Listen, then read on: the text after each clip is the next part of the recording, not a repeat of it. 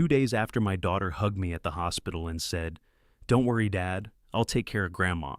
I drove home and found my 89-year-old mother shivering on a stone bench outside our locked gate. "Your daughter says the house belongs to her now," she whispered. At that moment, my daughter stepped onto the porch, holding a thick folder. "You signed everything last year," she said.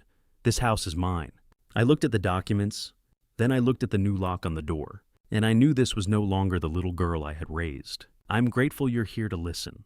Before we begin, leave a quick comment. Is it morning, afternoon, or late night? Where you are right now, I truly read every response. Just a heads up, some details in this story are fictionalized for storytelling, but the message and lesson are what matter most. I spent 38 years detecting mortgage fraud at the Federal Reserve Bank of Atlanta. I could spot a forged signature on a property deed from across a conference table. I could read the hesitation marks in rushed notary stamps, identify the pressure inconsistencies in copied driver's licenses, decode the subtle variations in handwriting that separated legitimate documents from fraudulent ones. My entire career was built on a single principle that governed every examination, every audit, every investigation: trust, nothing, verify everything. My name is Lester Quincy. I'm 67 years old. I retired 3 years ago with commendations from the Federal Reserve, the Georgia Department of Banking, and 2 congressional subcommittees investigating mortgage fraud networks that collapsed during the financial crisis. Bank presidents feared my arrival. Compliance officers prepared for months before my audits. I taught forensic document analysis to 3 generations of federal examiners. Yet I never saw the most devastating fraud coming from inside my own family. The irony haunts me now, in the quiet hours when sleep refuses to come. I spent nearly 4 decades following paper trails through shell corporations and offshore accounts. I could reconstruct fraudulent transactions from fragments of shredded documents. I testified in federal court 23 times, my credibility never once challenged. But when my own daughter handed me papers to sign, verification felt like betrayal. Trust felt like love. And that trust nearly destroyed everything I'd spent a lifetime protecting. It was a Monday morning in early December when I loaded my overnight bag into the truck for what I believed was a routine cardiac evaluation. 2 days at Piedmont Hospital for stress tests and monitoring standard procedure for a 67-year-old man with a family history of heart disease. My cardiologist had called 3 weeks earlier to schedule it. Nothing unusual, nothing alarming. I should have questioned why my daughter Vivica arrived at the house at 8:30 that morning. She's 39 years old, a financial advisor whose consulting practice always seems successful. From a distance, the kind of success measured in expensive suits and vague references to high net worth clients. We weren't close. She called on birthdays and holidays, visited on Thanksgiving, and Christmas maintained the cordial distance adult children establish when their lives diverge from their parents' expectations. She'd never been particularly warm, never been the type to offer comfort without being asked. So, when she embraced me on the front doorstep that Monday morning, the gesture caught me completely off guard. "Don't worry, Dad," she said, her voice soft against my shoulder. "I'll take care of Grandma."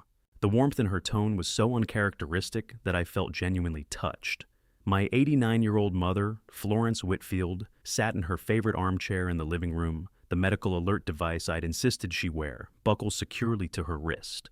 She'd lived with me for the past 12 years since my father passed. The house in Buckhead had been in our family for 62 years. My grandfather built it in 1963.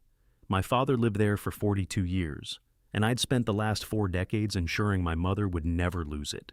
"I'll be back Wednesday afternoon," I told Vivica, setting my bag by the truck. "Just routine. The cardiologist wants to run the full panel." "Take your time," she said. "Grandma and I will be fine." I believed her. How does a man who spent 38 years detecting fraud fail to see the one being committed by his own daughter? The answer is simpler than I want to admit. I loved her. And love, I've learned, is the blind spot that no amount of professional training can overcome. When she handed me those documents 8 months earlier, papers she described as family asset protection, structures, estate planning, frameworks designed to shield my mother's home from nursing care costs, I questioned her. I read through the terminology. I recognized the compliance language, the regulatory frameworks I'd spent decades mastering. She spoke my professional language, fluently used the exact phrases I'd taught to junior examiners at the Federal Reserve. The language in these documents was precise, professional, deliberately familiar. She'd done her homework. I signed the documents because I trusted my child, because questioning felt like accusing, because verification felt like the opposite of family. I loaded the overnight bag into the truck's passenger seat. December morning light filtered through the bare oak branches lining our street. I glanced back at the house one final time. Florence waved from the window, her small hand barely visible behind the sheer curtains. The image should have felt peaceful, my mother safe, my daughter carrying my health, being monitored by competent physicians. Instead, that image is burned into my memory as the last moment of innocence before everything shattered. I pulled out of the driveway at 8:45. The drive to Piedmont Hospital would take 30 minutes in morning traffic. I remember thinking about trust as I merged onto Peachtree Street. I remember feeling grateful that Vivica had volunteered to stay with her grandmother. I remember the warmth of her embrace, the softness in her voice when she promised to take care of everything. I had no idea that embrace was the final manipulation, before executing a fraud scheme she'd planned for weeks. I had no idea the cardiac evaluation I was driving toward wasn't random, that Vivica had called my cardiologist's office 3 weeks earlier, using her financial advisor credentials to request the appointment engineering the precise 48-hour window she needed. I had no idea that during those 2 days while I lay under medical monitors, she would execute every step of a plan she'd mapped out the moment Crestwood Capital issued their final demand. I was already 45 minutes away when she made the first call. I drove toward the hospital, thinking about the papers I'd signed, the trust I'd given, the language I'd taught her, that she'd turned into a weapon. I thought about my mother waving from the window. I thought about my daughter's promise. "I'll take care of Grandma." I never imagined those words were a countdown. Wednesday afternoon, I would return to find my 89-year-old mother locked outside on a stone bench in the freezing cold, holding nothing but her pillbox and her cane, while my daughter stood inside the house I'd spent 12 years protecting, holding fraudulent documents that transferred everything my family had built into her control. But on that Monday morning, driving away under bare December branches, I knew none of this. And I was just a father who trusted his daughter, and that trust had already destroyed us both. The cardiac evaluation came back clean. Wednesday afternoon at 3:30, the cardiologist signed my discharge papers and wished me well. I drove home thinking about thanking Vivica for staying with my mother. I turned onto my street at 4:15 and saw my 89-year-old mother sitting on the stone bench outside our locked front gate, shivering in the December cold. Florence's thin shoulders hunched against the wind. Her hands clutched the pillbox and wooden cane. A small canvas bag sat beside her, the emergency overnight bag from my hall closet. A new brass deadbolt gleamed on the front door. I pulled to the curb and crossed to the bench. The world had narrowed to a single point, my mother locked outside in 40-degree weather, wearing only a cardigan over her house dress. "Mom, what's going on? Why are you out here?" She looked up with red-rimmed eyes gone past tears into something harder. "Vivica says the house doesn't belong to you anymore." I crouched beside her, checking her hands for frostbite, assessing her color and breathing. The medical alert device was still strapped to her wrist. How long had she been sitting here? How long had my daughter left an 89-year-old woman with a weak heart on a stone bench in December? What kind of person does that? The front door opened. Vivica stepped onto the porch in a business suit, holding a thick legal folder. Behind her, half visible in the doorway's shadow, stood Derek Bryce, my 42-year-old son-in-law, and a failed real estate broker, whose Georgia license had been suspended twice for ethical violations. "Dad, I'm glad you're back." Vivica's voice carried practiced calm. "We need to discuss the property situation. You locked my mother outside. I secured my asset." She descended 3 steps. "The property was legally transferred to me 8 months ago. You signed the documents yourself. Asset protection structures to avoid estate taxes. Remember, I have the paperwork right here." She extended the folder. I took it and opened it with the mechanical precision of 38 years examining fraudulent instruments. Financial power of attorney, not a tax shelter, not estate planning. A document granting Vivica complete control over my mother's assets, my assets, the family home. The language was deliberately obscure, buried in clauses designed to confuse. But I was trained to decode this. I flipped to the signature page and found exactly what I expected: my name in what appeared to be my handwriting, except it wasn't. The capital L in Lester showed a pressure variation I never made. The tail on the Q in Quincy extended 2 millimeters too far. Someone had scanned my legitimate signature, made digital alterations, and printed it here. Sophisticated work, good enough to fool most people, good enough to pass a casual notary inspection. Not good enough to fool a federal bank examiner who'd spent nearly 4 decades identifying forged signatures. I said nothing. My face showed nothing. 38 years of professional discipline had taught me that revealing what you know costs you tactical advantage. As you can see, Vivica continued interpreting my silence as defeat. Everything is legally documented, notarized, filed with the county. The house belongs to me now. If you have questions about validity, consult an attorney, but this will hold up in court. I understand. I closed the folder. You'll want this back as evidence. Confusion flickered across her face. She'd expected rage demands, threats. That's what an ordinary father would do. But I wasn't ordinary, and she just made a catastrophic miscalculation. If you try to enter this property, she said louder, I'll call the police. If you damage anything that belongs to me, I'll have you arrested for vandalism. This is my house now, Dad. You need to accept that. I turned my back on her mid-sentence and walked to my mother. Come on, Mom, let's get you somewhere warm. I picked up the canvas bag and helped Florence to her feet. Her fingers were ice cold. I guided her toward the truck, one arm supporting her elbow, moving at her pace.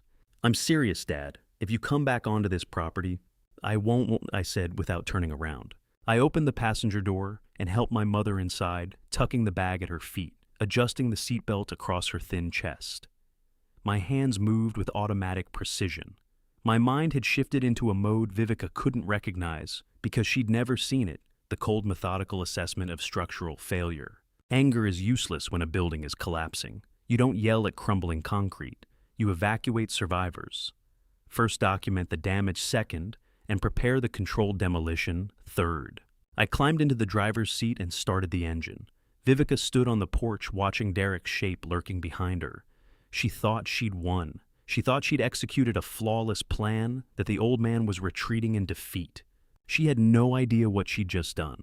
My daughter had declared war on a man who spent 38 years dismantling the exact fraud she was holding. She'd targeted a federal banking crimes specialist whose entire career was built on prosecuting forged signatures and fraudulent property transfers. She'd handed me a file containing federal felonies so obvious any competent prosecutor would salivate. And she thought I was running away. I pulled smoothly from the curb, checking my mirrors, signaling properly driving, with perfect legal compliance. Florence sat trembling beside me. I turned the heat to maximum. Where are we going? She asked, her voice small. Somewhere safe, and then I'm going to make one phone call. I drove away from the house I'd called home for 40 years, my mother shaking in the passenger seat, Vivica celebrating on my front porch. She stood there holding forged documents, convinced she'd outsmarted an old man. She failed to realize she'd just handed me the detonator. By Thursday morning, I would be sitting across from the one man who knew about the secret weapon I'd prepared 12 years ago, the irrevocable trust that made every document in Vivica's folder worthless. But first I needed to get my mother warm. I drove Florence to an extended stay hotel 15 minutes from the house. Not the chain properties near the airport where transactions trigger corporate databases. A discreet Buckhead location where managers still understood the value of discretion. The young clerk at the reception desk glanced at my mother, trembling beside me, then at the overnight bag in my hand. How long will you be staying with us? 6 weeks. I counted $3,600 bills onto the desk. Cash, no credit card. His eyes widened slightly, but he processed the transaction without comment. Professional hospitality meant not asking why a 67-year-old man and his elderly mother were paying cash for temporary housing on a Wednesday evening in December. The third-floor suite was clean and anonymous. Beige walls, functional furniture, a kitchenette with a 2-burner stove. I settled Florence into the armchair, farthest from the window, turned the thermostat to 74, and filled the electric kettle. Where are we? She asked, her voice still carrying the flat shock from the stone bench. Somewhere safe, Mom. Somewhere Vivica can't find us. I brewed her tea chamomile the way she'd taken it for 60 years and watched her wrap both hands around the cup for warmth. The medical alert device on her wrist blinked its green status light. Her color was returning. Her breathing had steadied. But the look in her eyes told me she understood exactly what had happened. Her granddaughter had locked her outside. Her granddaughter had stolen the house her husband built in 1963. Her granddaughter had chosen money over family. "Get some rest," I said. "I have work to do." I sat at the small desk and opened my laptop. The Fulton County Property Records database loaded slowly over the hotel Wi-Fi. I entered our home address and waited for the screen to refresh. The deed history appeared in reverse chronological order. The most recent entry filed Monday at 4:47 p.m., exactly when I was lying under cardiac monitors at Piedmont Hospital, showed a property transfer from Lester Quincy to Whitaker Property Management Group, LLC. Whitaker Property Management Group. I clicked through to the Georgia Secretary of State's corporate registry. The LLC had been incorporated exactly 9 months ago. Articles of organization filed in March. Registered agent Derek Bryce. Managing member Vivica Quincy. 9 months ago. The precise moment her financial crisis must have begun. This wasn't a crime of opportunity. This was premeditated fraud executed with calculated timing.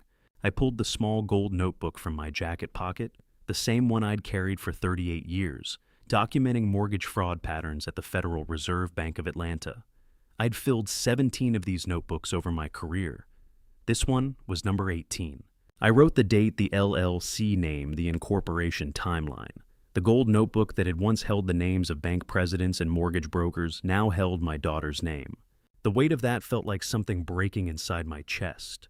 But I didn't have time for grief. I had time for documentation. I picked up my phone and dialed the number I'd memorized 12 years ago, when I'd first prepared for exactly this scenario, though I'd never imagined the threat would come from inside my own family. Otis Beaumont, the voice answered formal, even at 8 p.m. Otis, it's Lester Quincy. I need to see you first thing Thursday morning. A pause. Otis Beaumont had been practicing estate law for 46 years. He recognized urgency when he heard it. What happened, my friend? My daughter just tried to steal the house you helped me protect 12 years ago. Another pause longer this time. Then, 9 a.m., my office. I'll pull the files tonight. Thursday morning, I sat across from Otis Beaumont in his 18th floor office overlooking Peachtree Street. He was 71 years old, my estate planning attorney for 2 decades, the man who'd structured my father's trust, and then restructured it after my father died. Behind him, floor-to-ceiling windows framed the Atlanta skyline in cold December light. He'd spread 3 documents across his walnut desk, the original trust deed, the irrevocable trust amendment, and Vivica's fraudulent property transfer. The house hasn't been in your personal name for 12 years, Lester. I'd known this. I'd signed the documents, but hearing Otis confirm it felt like the first breath after drowning. The irrevocable trust, I said, established when your mother moved in with you. You're the trustee. She's the designated life tenant under Georgia law. He tapped the trust deed. Any transaction affecting this property requires 2 signatures, yours as trustee and your mother's express written consent as life tenant. Both, no exceptions. How does a father prepare 12 years in advance to protect his family from his own child? The answer is, you don't. You prepare to protect vulnerable assets from external threats, creditors, lawsuits, estate taxes, nursing home costs. You build firewalls around what matters most. You document everything. You follow best practices developed over decades of professional experience. And if those firewalls later protect you from your own daughter's fraud, that's not foresight. That's just the bitter irony of proper planning. Did Vivica obtain your mother's consent? Otis asked. She locked my mother outside on a stone bench in 40-degree weather. Otis's jaw tightened. Then she had no authority whatsoever. The property transfer to Whitaker Property Management Group is legally void from the moment she filed it. The LLC has no standing. The deed is fraudulent. The transaction never legally occurred. I felt something loosen in my chest. Not relief exactly, but the first confirmation that the ground beneath me wasn't completely gone. So what do? I asked. We file a quiet title action asserting the trust's superior claim. We petition the court to vacate the fraudulent deed, and we document everything for the inevitable criminal referral. He looked at me over his reading glasses. Your daughter just committed multiple felonies, Lester. Georgia law is very clear about elder exploitation and forged property transfers. Otis laid the trust deed on his desk, the document I'd signed 12 years ago, long before I ever imagined I'd need it to protect my mother from my own daughter. Vivica's scheme was legally dead before she'd ever filed the first fraudulent paper. But as I looked at Otis across that walnut desk, I knew the irrevocable trust was just the first line of defense. The only question now was what else had she done while I was unconscious under cardiac monitoring? By Thursday afternoon, I would discover the unexpected witness who'd captured everything on video. I left Otis's office Thursday morning with the trust deeds secured in my briefcase and a quiet title action already drafted for filing. The irrevocable trust was my first line of defense, but I needed to know what else had happened during those 48 hours while I was unconscious under cardiac monitoring. I sat in a quiet cafe 3 blocks from the old neighborhood laptop, open reviewing Fulton County court records. My phone vibrated on the table. The name on the screen surprised me. Dorothy Crane, our 74-year-old neighbor of 25 years. Dorothy? Lester. Her voice trembled, urgent and worried. I need to know, is your mother safe? I saw what happened Tuesday. My hand tightened on the phone. She's safe, Dorothy. She's with me. What exactly did you see? A long exhale relief mixed with something harder. I saw them putting her out, Lester. Your own daughter. I was coming back from my afternoon walk, and there was Florence on that stone bench, and Vivica was standing on the porch like she owned the place. I couldn't believe it. I wanted to go over, but I didn't know if I should interfere in family business. You should have, I said quietly. Tell me everything.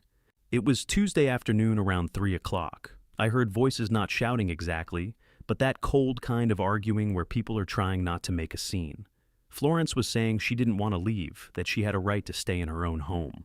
And Vivica just kept repeating that the property didn't belong to you anymore, that Florence needed to understand the legal reality. Dorothy Crane is 74 years old, the same generation as my mother, and she understood immediately that what she witnessed was elder abuse. Not the kind that leaves bruises, the kind that destroys dignity. There was a man with her, Dorothy continued. Derek, I think he was carrying a small bag, looked like Florence's overnight things. He seemed uncomfortable, kept his back turned most of the time. But Lester, your mother was crying, not loud, just silent tears running down her face while they locked her out of her own home. I closed my eyes and saw the scene Dorothy was describing. My 89-year-old mother on that stone bench, tears freezing on her cheeks, while her granddaughter stood on the porch holding fraudulent documents. I'm sorry I didn't intervene, Dorothy said. I thought maybe I was misunderstanding something. Family dynamics can be complicated and I didn't want to presume. But it's been bothering me for 2 days. I needed to know she was safe. She's safe, I repeated. And Dorothy, you have nothing to apologize for. What you're telling me is incredibly helpful. A pause, then quieter. There's something else? I recorded it. My hand froze halfway to my coffee cup.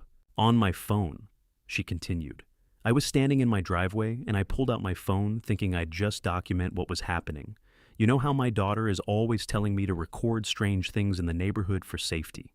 I thought maybe this was just a bizarre dispute I could show her later, get her opinion on whether I should have gotten involved. I didn't know I was capturing evidence of a crime. How long is the recording? 4 minutes, maybe a little more. The quality is decent. I was maybe 50 feet away. You can hear Florence clearly. And Lester, there's something on the recording I didn't even notice until I watched it back last night. What? Derek, he's in the background with his back turned, speaking into his phone. The audio picks it up. She paused. He said, done. The old woman is out. We close in 30 days. 7 words that confirmed everything. The cafe noise faded to white static. A buyer. A predetermined closing date. A conspiracy orchestrated weeks, maybe months in advance. This wasn't Vivica panicking over debt and making a desperate grab for assets. This was calculated fraud executed according to a timeline negotiated with a third party. Dorothy. I said, my voice steady through sheer professional discipline. Can you send me that video? I need it for the attorneys. Of course. Will this help your mother? More than you know. You just handed me proof of a federal crime. She texted the file 60 seconds later. I downloaded it to my laptop, verified the timestamp. Tuesday, December 10th, 3:17 p.m., and saved 3 encrypted copies to separate secure drives. Then I watched it. The video quality was better than I'd expected. Dorothy's phone had captured the entire front of the house. Florence sat on the stone bench, her thin shoulders hunched, one hand clutching her pillbox. Vivica stood on the porch in her business suit, arms crossed, face set in professional detachment. And there, half visible at the edge of the frame, was Derek with his back to the camera phone pressed to his ear. I turned up the volume and listened to Florence's voice, thin and frightened. I don't want to go. I have a right to stay here. Vivica's response cold and rehearsed. The property has been legally transferred. You need to understand the reality of the situation. And then barely audible but clear enough on a second playback, Derek's voice from the background, the same 7 words Dorothy had captured, confirming a buyer and a countdown already in motion. 30 days from Tuesday meant closing scheduled for mid-January. A buyer already lined up, a transaction already negotiated. Vivica hadn't just forged documents to steal the house, she'd already sold it. I forwarded the video to Otis with a single line, evidence of premeditated conspiracy, Derek confirms buyer and 30-day closing timeline. His response came back in 45 seconds. This elevates everything. Calling FBI contact now. I sat in the cafe with my hands wrapped around a coffee cup, gone cold, staring at the frozen frame of my mother on that stone bench. Dorothy had called because she was worried about an elderly neighbor. She had no idea that the 4-minute video on her phone was enough criminal evidence to send Derek Bryce to federal prison. We close in 30 days meant there was a buyer waiting a transaction already negotiated, a conspiracy that reached far beyond my daughter's desperate need to cover her debts. The question was no longer whether Vivica acted alone. The question was, who was waiting at the other end of that 30-day countdown? By Thursday evening, I would remember the exact moment 8 months ago when I signed the papers that made this all possible and recognized the calculated manipulation I'd been too trusting to see. Derek's recorded voice, "We close in 30 days, played on repeat in my mind as I compiled evidence Thursday evening. The buyer was waiting. The transaction was already negotiated. This wasn't improvised fraud. This was orchestrated theft. I stood at the hotel window, watching Atlanta's lights shimmer below. And I finally let myself remember the night Vivica came to me with the papers, the night I signed away everything. It was April, 8 months ago. A Thursday evening, warm and humid, the kind of spring night when jasmine blooms make the air thick with false promises. Vivica arrived at the house unannounced at 7:30, looking frantic in a way I'd never seen before. Her makeup was smudged. Her hands shook as she set her briefcase on the dining room table. "Dad, I need your help." I'd poured her tea, sat across from her the way I'd done 1,000 times when she was young and needed advice. Waited for her to explain. "My consulting practice is facing a regulatory audit," she said, the words tumbling out fast. "The Georgia Department of Banking is investigating compliance violations across multiple advisory firms. It's industry-wide, not specific to me, but I need to restructure family assets immediately to shield them during the investigation." I'd heard those words before. I'd spoken those words before to bank presidents, to compliance officers, to corporate attorneys preparing for Federal Reserve examinations. The terminology was precise, professional. Exactly right. "What specific regulatory framework are we addressing?" I asked. She opened her briefcase and pulled out a thick folder. "Tax loss harvesting through qualified intermediary structures, asset protection trusts with regulatory safe harbor provisions. Exactly the kind of compliance mechanisms you reviewed at the Federal Reserve for 38 years. She was speaking my language, not the language of financial advisors or estate planners, but the exact technical dialect I'd spent nearly 4 decades mastering. She used terms like regulatory safe harbor and qualified intermediary phrases that appeared in Federal Reserve examination manuals, but rarely in civilian financial planning. I should have questioned why my daughter knew those terms. Instead, I trusted her because she sounded exactly like me. I trusted my daughter because she spoke the exact language I spent 38 years mastering, never realizing she had stolen that language from me. She'd studied my reports, the ones I brought home and reviewed at the kitchen table. The Federal Reserve examination findings I'd explained to her when she asked about my work over Sunday dinners. She'd absorbed the terminology, memorized the frameworks, learned the precise professional dialect that would make me feel safe signing. I signed the documents that night because when I questioned her, she answered in my own voice. Standing at the hotel window Thursday evening, I finally understood the depth of the manipulation. Vivica hadn't accidentally stumbled into the right terminology. She'd weaponized my own expertise against me, deploying it with surgical precision at the exact moment I was most vulnerable to trusting my child. Friday morning at 9 a.m., I sat across from Special Agent Celeste Stafford in a secure conference room at the FBI field office in the Atlanta Federal Building. She was 44 years old, sharp and focused, a rising star in the Financial Crimes Division, who'd worked under me during the 2009 Banking Crisis Task Force. Back then, she'd been a junior analyst learning to decode mortgage fraud patterns. Now, she was the agent I needed. I'd sent her everything overnight: the fraudulent property transfer documents, Dorothy's video, the irrevocable trust deed, my forensic analysis of the forged signature, the incorporation records for Whitaker Property Management Group. Derek Bryce, she said, pulling up his file on her laptop. Ran his name through federal databases last night. You need to see this. She turned the screen toward me. A case file from the Southern District of Florida dated 2019. Investigation into systematic mortgage fraud targeting elderly homeowners in retirement communities. Derek Bryce was the primary subject. Forged signatures on refinancing documents, fraudulent property transfers, escrow funds diverted to shell corporations. Identical pattern to what he'd done to my mother. Oh, what stopped the indictment? I asked. Lack of definitive documentation. The signatures were forged, but they couldn't prove it beyond reasonable doubt. No forensic analysis, no expert testimony strong enough to survive cross-examination. The case collapsed before it reached grand jury. How many other families had Derek Bryce targeted before mine? Celeste pulled up another file. Georgia Real Estate Commission.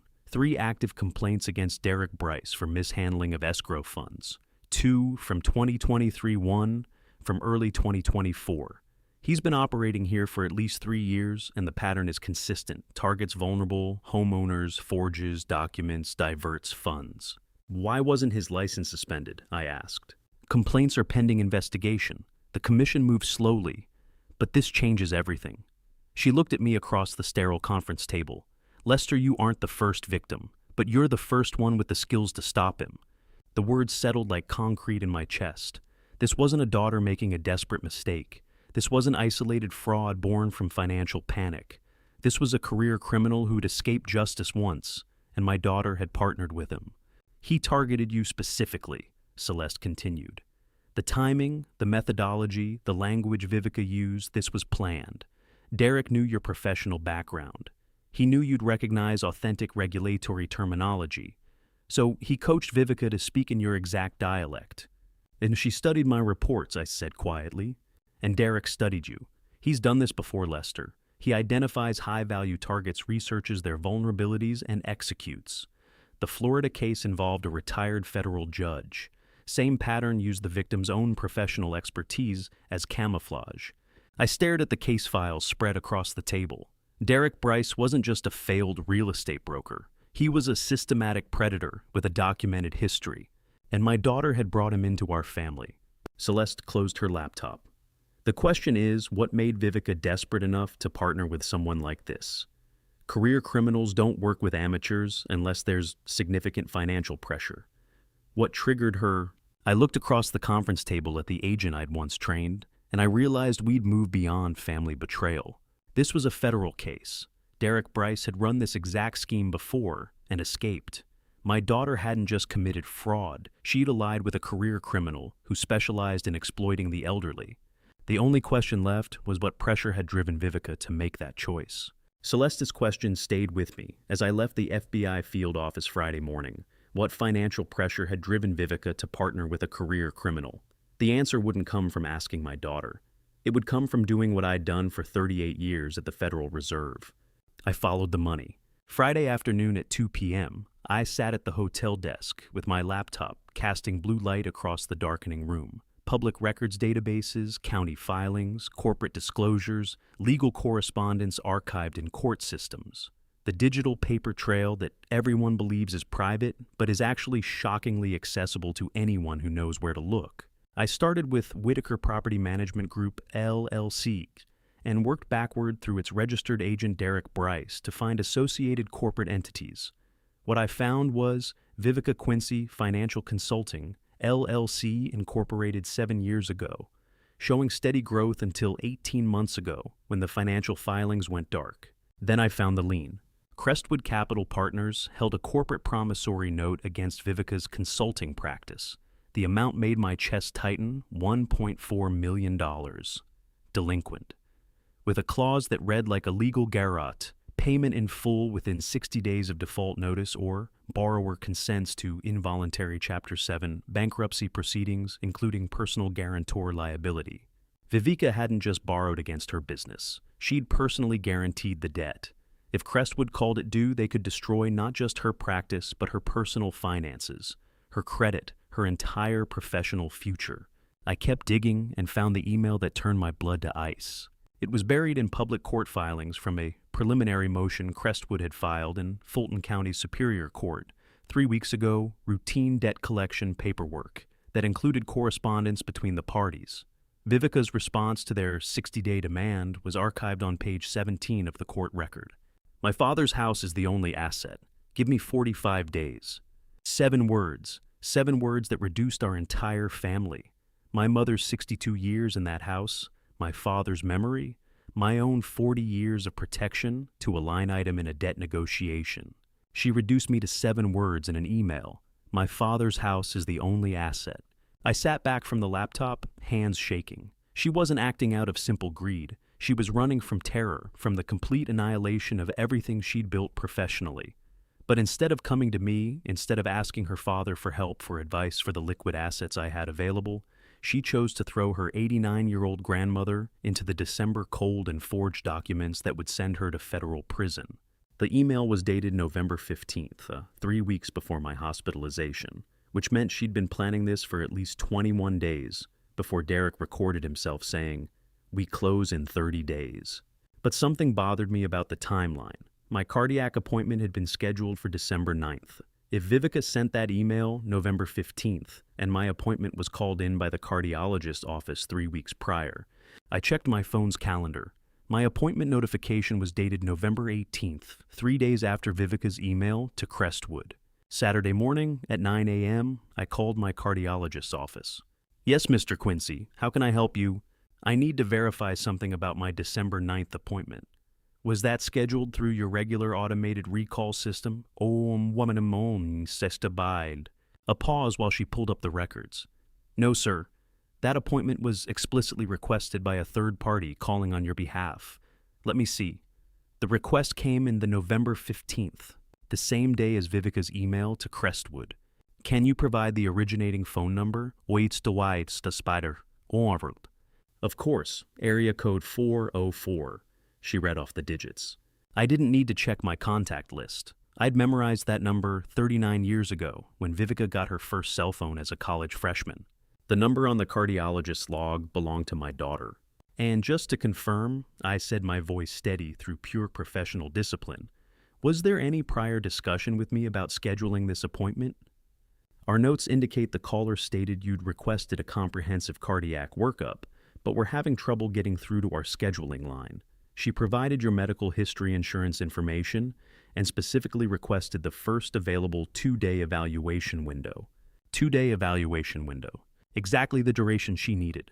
Thank you, I said. That's all I needed to know. I hung up and stared at my phone.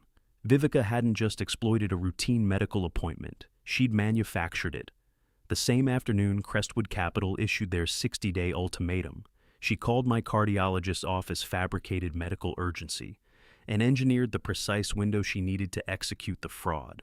The warm embrace at my doorstep, Monday morning, "Don't worry, Dad, I'll take care of Grandma," came after 21 days of premeditation. She'd been counting down the hours since November 15th. She knew exactly when I'd be unconscious under cardiac monitoring. She knew exactly when the house would be empty. She knew exactly how long she had. My own daughter had weaponized my health concerns, turned a routine cardiac evaluation into a tactical weapon, and orchestrated my medical care around her fraud timeline. I opened my laptop and added the appointment records to my growing evidence file. Then I called Celeste. "I found the pressure," I said when she answered. "Crestwood Capital Partners, $1.4 million in corporate debt with a 60-day personal guarantee clause. But there's more. She didn't just wait for a convenient moment, she created it. She scheduled my hospital appointment herself, 3 weeks in advance. The entire 2-day window was artificially engineered. A long silence on the other end, then, that's premeditation, cold calculated premeditation. This isn't a daughter panicking under debt pressure, Lester. This is conspiracy to commit wire fraud with documented advance planning." "I know," I said quietly. I stared at the phone number glowing on my laptop screen. Viveka's personal cell time-stamped 3 weeks before my hospitalization. The same afternoon, Crestwood issued their final demand. She didn't just exploit a convenient medical appointment, she manufactured it. The daughter who stood at my doorstep promising to take care of my mother had already been counting down the hours for 21 days. But the engineered appointment was just the surface. I needed to know exactly how deep Derek's forgery went, and whether my daughter understood she was partnering with someone who would eventually betray her too. I needed to know how deep Derek's forgery went. The engineered hospital appointment proved premeditation. The $40 debt to Crestwood proved motive. But I needed the technical evidence that would stand up in federal court, the forensic banking analysis that would transform this from family betrayal into prosecutable felony. Saturday afternoon, at 3 p.m., my phone rang with the call I'd been waiting for. Celeste Stafford, FBI Forensics Complete. Lester, I've got the full forensic analysis from our document examination unit. You need to hear this. I opened my gold notebook to a fresh page pen ready. Go ahead. Your signature was forged 4 separate times, not once 4. I wrote the number at the top of the page, underlined it. 4 distinct documents, Celeste continued. The initial property transfer deed, 2 loan modification agreements, and a closing disclosure statement, all executed using high-resolution digital signature clipping software. They scanned your legitimate signature from somewhere isolated, it cleaned up the background and pasted it onto new documents. A professional work, I asked. Sophisticated enough to fool a casual inspection, not sophisticated enough to fool forensic analysis. The pixel degradation patterns are identical across all 4 signatures. Same source file, same software artifacts. A competent defense attorney could argue coincidence on 1 document, 4 identical artifacts. That's systematic fraud. I wrote digital clipping, same source, 4 counts. Who notarized them? Same person every time. Ramona Pierce, Notary, Public Georgia, Commission. Number 77321. She verified all 4 documents between October and November of this year. Did she require in-person appearance? That's where it gets criminal. Georgia notary law explicitly requires physical presence and government-issued identification for property deed notarization. Pierce certified she personally witnessed you signing all 4 documents, verified your identity through a driver's license, and administered an oath. But you weren't there. She fabricated the entire notarization process. I wrote Ramona Pierce, corrupt notary, 4 false certifications. 4 times. I circled the number 3 times in the margin of my gold ledger, the same notebook I'd used to document mortgage fraud for 38 years. This was textbook bank fraud under Title 18, Section 1344. This was wire fraud under Section 1343. These were federal felonies with mandatory minimum sentencing guidelines. Derek Bryce had left a paper trail a rookie examiner could follow. And this triggers federal prosecution, I said. Absolutely. 4 counts bank fraud, 4 counts wire fraud, 4 counts notary fraud. We're looking at 20-plus years of exposure before you even get to the elder exploitation charges under Georgia state law. And Derek? Career criminal running a professional fraud operation. But, Lester, there's something else you need to know. The tone in her voice shifted, not the clinical precision of forensic reporting, something darker. The closing wire transfer, Celeste said. We traced the routing instructions from the settlement agent who was supposed to handle the property sale. The funds weren't being wired to Vivica's corporate accounts or to Crestwood Capital or to any entity that would help resolve her debt. Where were they going? Derek's personal sole proprietorship, LLC account. Completely bypassed your daughter. Your son-in-law is running a game on his own wife. I sat back from the desk staring at the hotel wall. Explain that, I said quietly. What happens when 2 criminals realize they're robbing each other? The wire instructions show the full sale proceeds we estimate somewhere between $850,000 and $1.2 million based on comparable Buckhead property values, routing directly to Bryce Holdings, LLC, Derek's personal entity. Not Whitaker Property Management Group, which is jointly owned, not Vivica Quincy Financial Consulting. His account, his control. Vivica would never see a dollar. And she thinks they're partners, I said. She thinks they're splitting the proceeds to pay down her Crestwood debt. But the wire instructions tell a different story. Derek was planning to take everything and vanish. Your daughter was never going to get out from under that $40 debt. She was just the useful idiot who gave him access to a high-value property he could liquidate. I thought about Dorothy's video. Derek in the background confirming a sale already negotiated up a timeline already running. We was a lie. There was no partnership, just a predator and a desperate mark. Does Vivica know? I asked. Not yet, but she will when we serve the search warrants and freeze all associated accounts. The moment those wire instructions become evidence, she'll understand Derek was playing her the whole time. I wrote in my notebook, wire transfer to Derek Bryce Holdings, LLC. Vivica bypassed. Parallel fraud. The conspiracy was eating itself from the inside. Derek was defrauding me. Derek was simultaneously defrauding Vivica.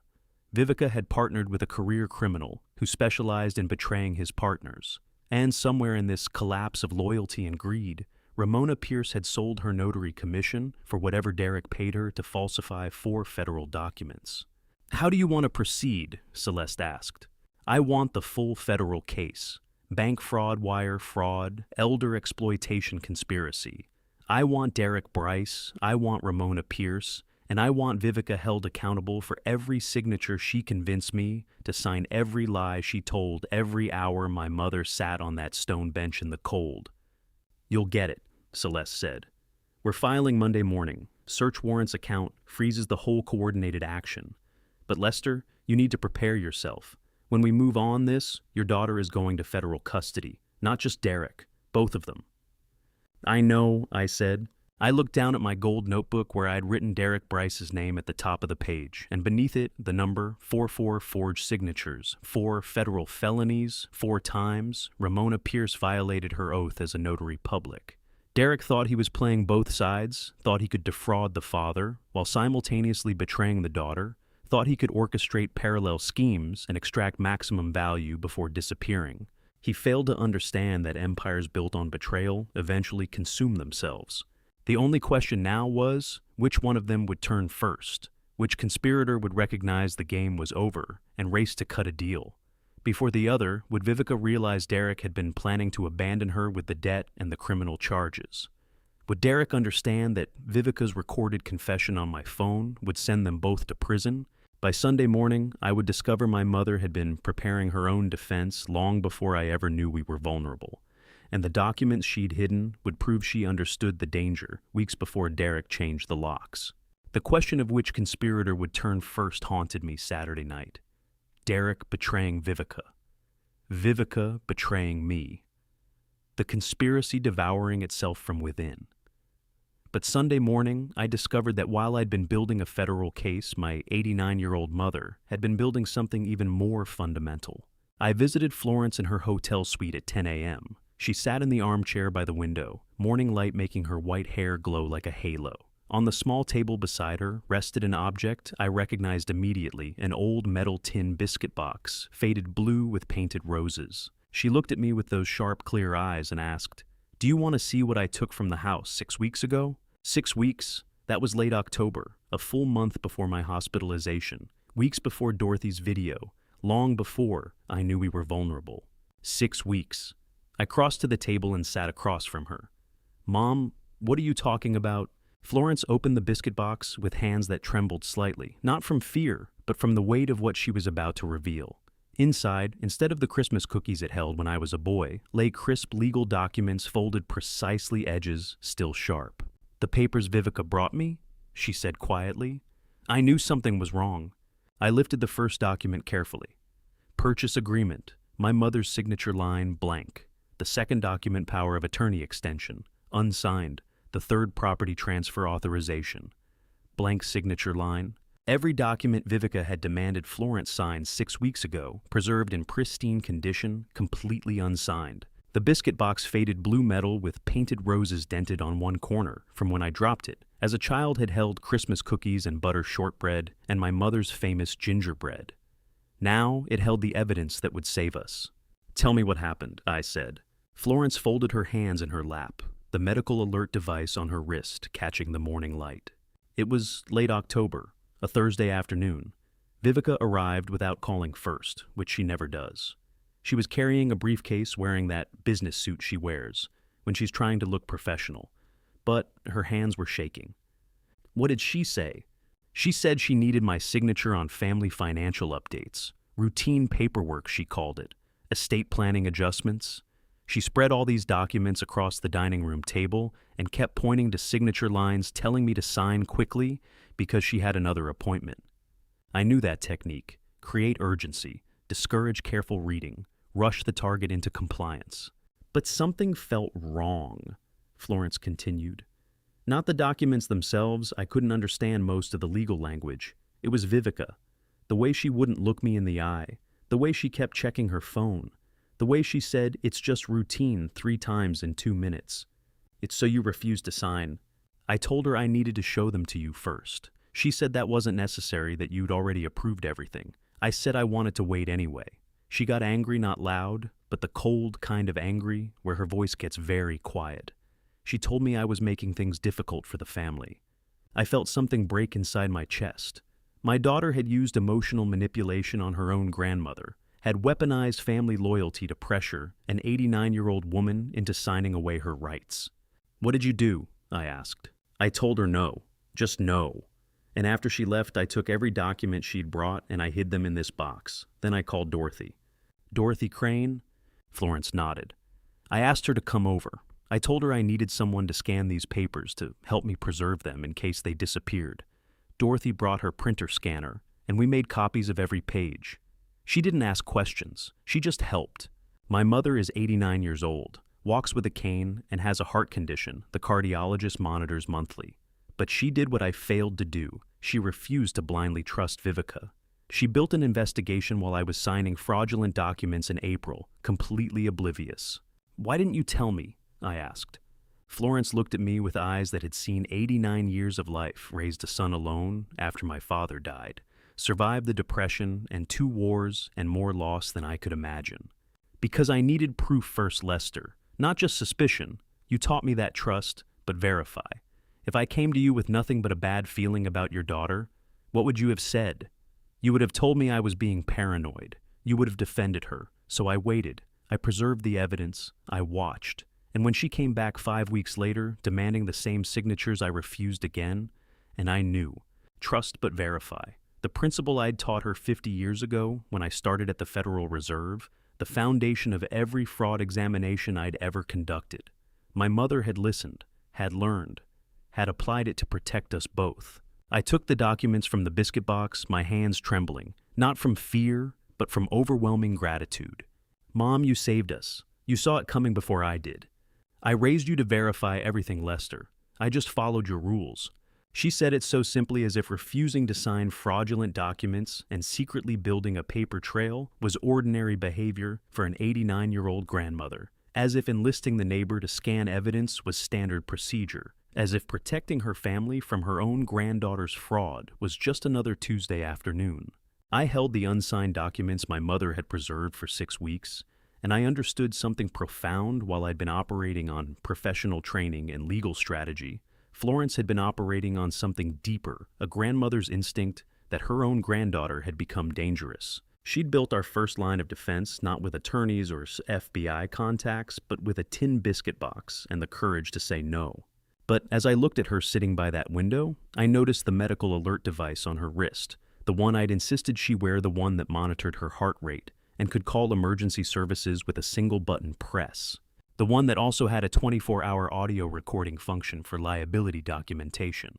"Mom," I said slowly, "your medical alert device, the one you were wearing when they put you on the stone bench. Does it record audio?" Florence looked down at her wrist, then back at me. 23 minutes, she said quietly. "From the time Vivica told me I had to leave until Derek changed the locks. Every word." The medical alert device had been recording everything. 23 minutes of audio. Every word Florence heard while sitting on that stone bench, preserved in digital memory. Sunday afternoon, I looked at the medical alert device buckled to my mother's wrist and asked the question that would change everything. As a mom does that thing, record audio, when die Bristol and birthplace is bursting. Florence glanced down at the device, a sleek band she'd worn for 2 years, since her cardiologist insisted on continuous monitoring. "It records when my heart rate gets too high," she said. Wednesday afternoon it was racing. I pulled my chair closer. "Explain how it works." "It's a premium smart band. Monitors heart rate, tracks GPS in case I fall, has an emergency button. but there's another feature the company added for liability protection environmental audio recording. Automatic. Triggers when my heart rate spikes above a certain threshold, or when ambient noise exceeds normal levels. Both happened Tuesday. Vivica was shouting. My heart felt like it was going to explode.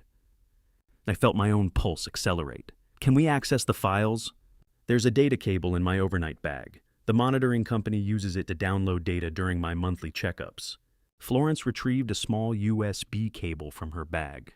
I connected the medical alert device to my laptop, and a proprietary software interface loaded automatically. The screen displayed a dashboard of health metrics, heart rate graphs, step counts, sleep patterns. And there in the bottom right corner, environmental audio logs. Technology designed to protect the vulnerable had just become the weapon that would destroy those who preyed on them.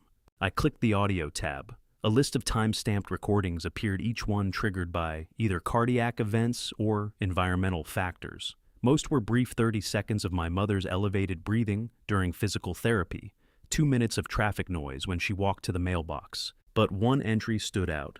Wednesday, December the 11th, 2:47 p.m. Duration, 23 minutes, 17 seconds.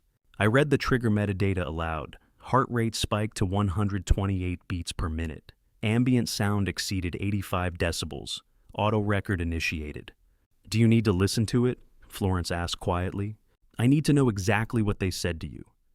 I clicked the playback button. The audio quality was startlingly clear, better than Dorothy's phone video, better than most courtroom recordings I'd heard in my career. The device's microphone was positioned 3 inches from Florence's mouth, optimized for capturing the wearer's voice for medical documentation. But it also caught every word spoken within 10 feet.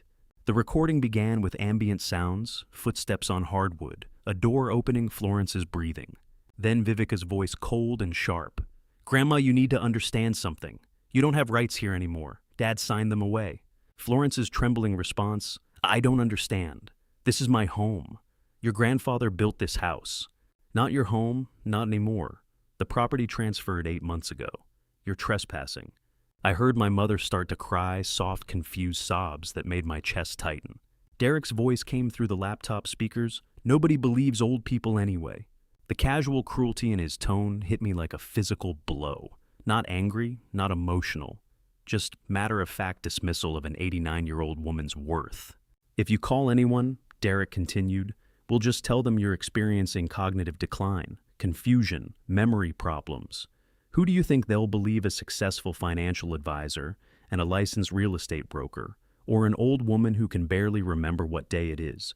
I remember perfectly well. Florence said, her voice stronger now. And I know you're lying. Doesn't matter what you know, matters what you can prove. I stopped the playback. My hands were shaking. I opened a new browser window and searched Georgia audio recording consent laws. The answer came back immediately. Georgia is a one-party consent state. Any party to a conversation may record it without informing other participants.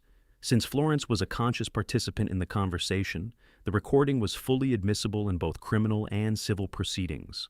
Derek Bryce had dismissed the elderly as unreliable witnesses. He'd weaponized ageism as a strategy, and in doing so, he'd created permanent, admissible, time-stamped evidence of his own contempt.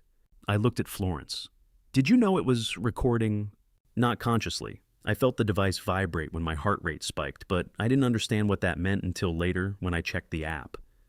When did you check his sobs? When si horen persis, yawaskare. A Wednesday night, after you brought me here. I was lying in bed, couldn't sleep, and I opened the health monitoring app on my phone. I saw the audio file. I listened to about 30 seconds before I had to stop. Why didn't you tell me immediately? Because I needed you to build your case first. I needed you to gather evidence independently to construct your investigation without relying on an old woman's recording device. I needed you to prove they were lying before I handed you the proof that they knew they were lying. I stared at my 89-year-old mother, who'd refused to sign documents 6 weeks early, who'd enlisted Dorothy to scan evidence, who'd preserved unsigned papers in a biscuit box, and who'd waited to reveal the most damning audio recording until I'd built an independent case strong enough to support it. You're protecting me, I said. I'm protecting both of us. And I'm making sure that when you use this recording in court, nobody can claim it's the only evidence we have. Nobody can dismiss it as an isolated piece of circumstantial data. I copied the audio file to my laptop, then backed it up to 3 separate encrypted drives. I labeled the primary file with clinical precision eviction _audio DEC _2025 2347 PM admissible. Derek Bryce said, "Nobody believes old people anyway." At exactly 2:47 p.m. on Tuesday afternoon, the words were captured in digital format, with timestamps, decibel measurements, and cardiac correlation data that would survive any courtroom challenge. He was wrong. I believe my mother, the FBI would believe her, and a federal jury would believe every syllable captured by the medical alert device designed to save her life, the same device that would help destroy the man who tried to exploit her age as a weapon. I closed my laptop and looked at Florence. "Mom, I'm going to make Derek Bryce swallow those 7 words." She nodded. "I know you will." But as I sat there holding 23 minutes of perfect audio evidence, I realized something Celeste had said. Friday Derek was a career criminal. He'd run this scheme before, and criminals like him don't work alone. By Monday morning, I would discover the conspiracy reached far beyond my daughter and her husband, and my family was just one target in a network that stretched across Atlanta. Derek Bryce had run this scheme before. Career criminals don't work alone. Sunday night, I'd wondered how far the conspiracy reached. Monday morning, I got the answer. My laptop chimed at 9 a.m. with an encrypted email from Celeste Stafford. "Corporate intelligence briefing, Crestwood Capital Network analysis complete." I opened the attachment and started reading. Crestwood Capital Partners wasn't merely a predatory lender. It was the architectural hub of a sophisticated equity stripping scheme systematically targeting elder homeowners across Atlanta, whose properties were owned free and cleared decades of equity ready to liquidate. The pattern was identical across every case. Identify elderly homeowner with high equity property. Establish relationship through family member or financial advisor. Engineer fraudulent power of attorney.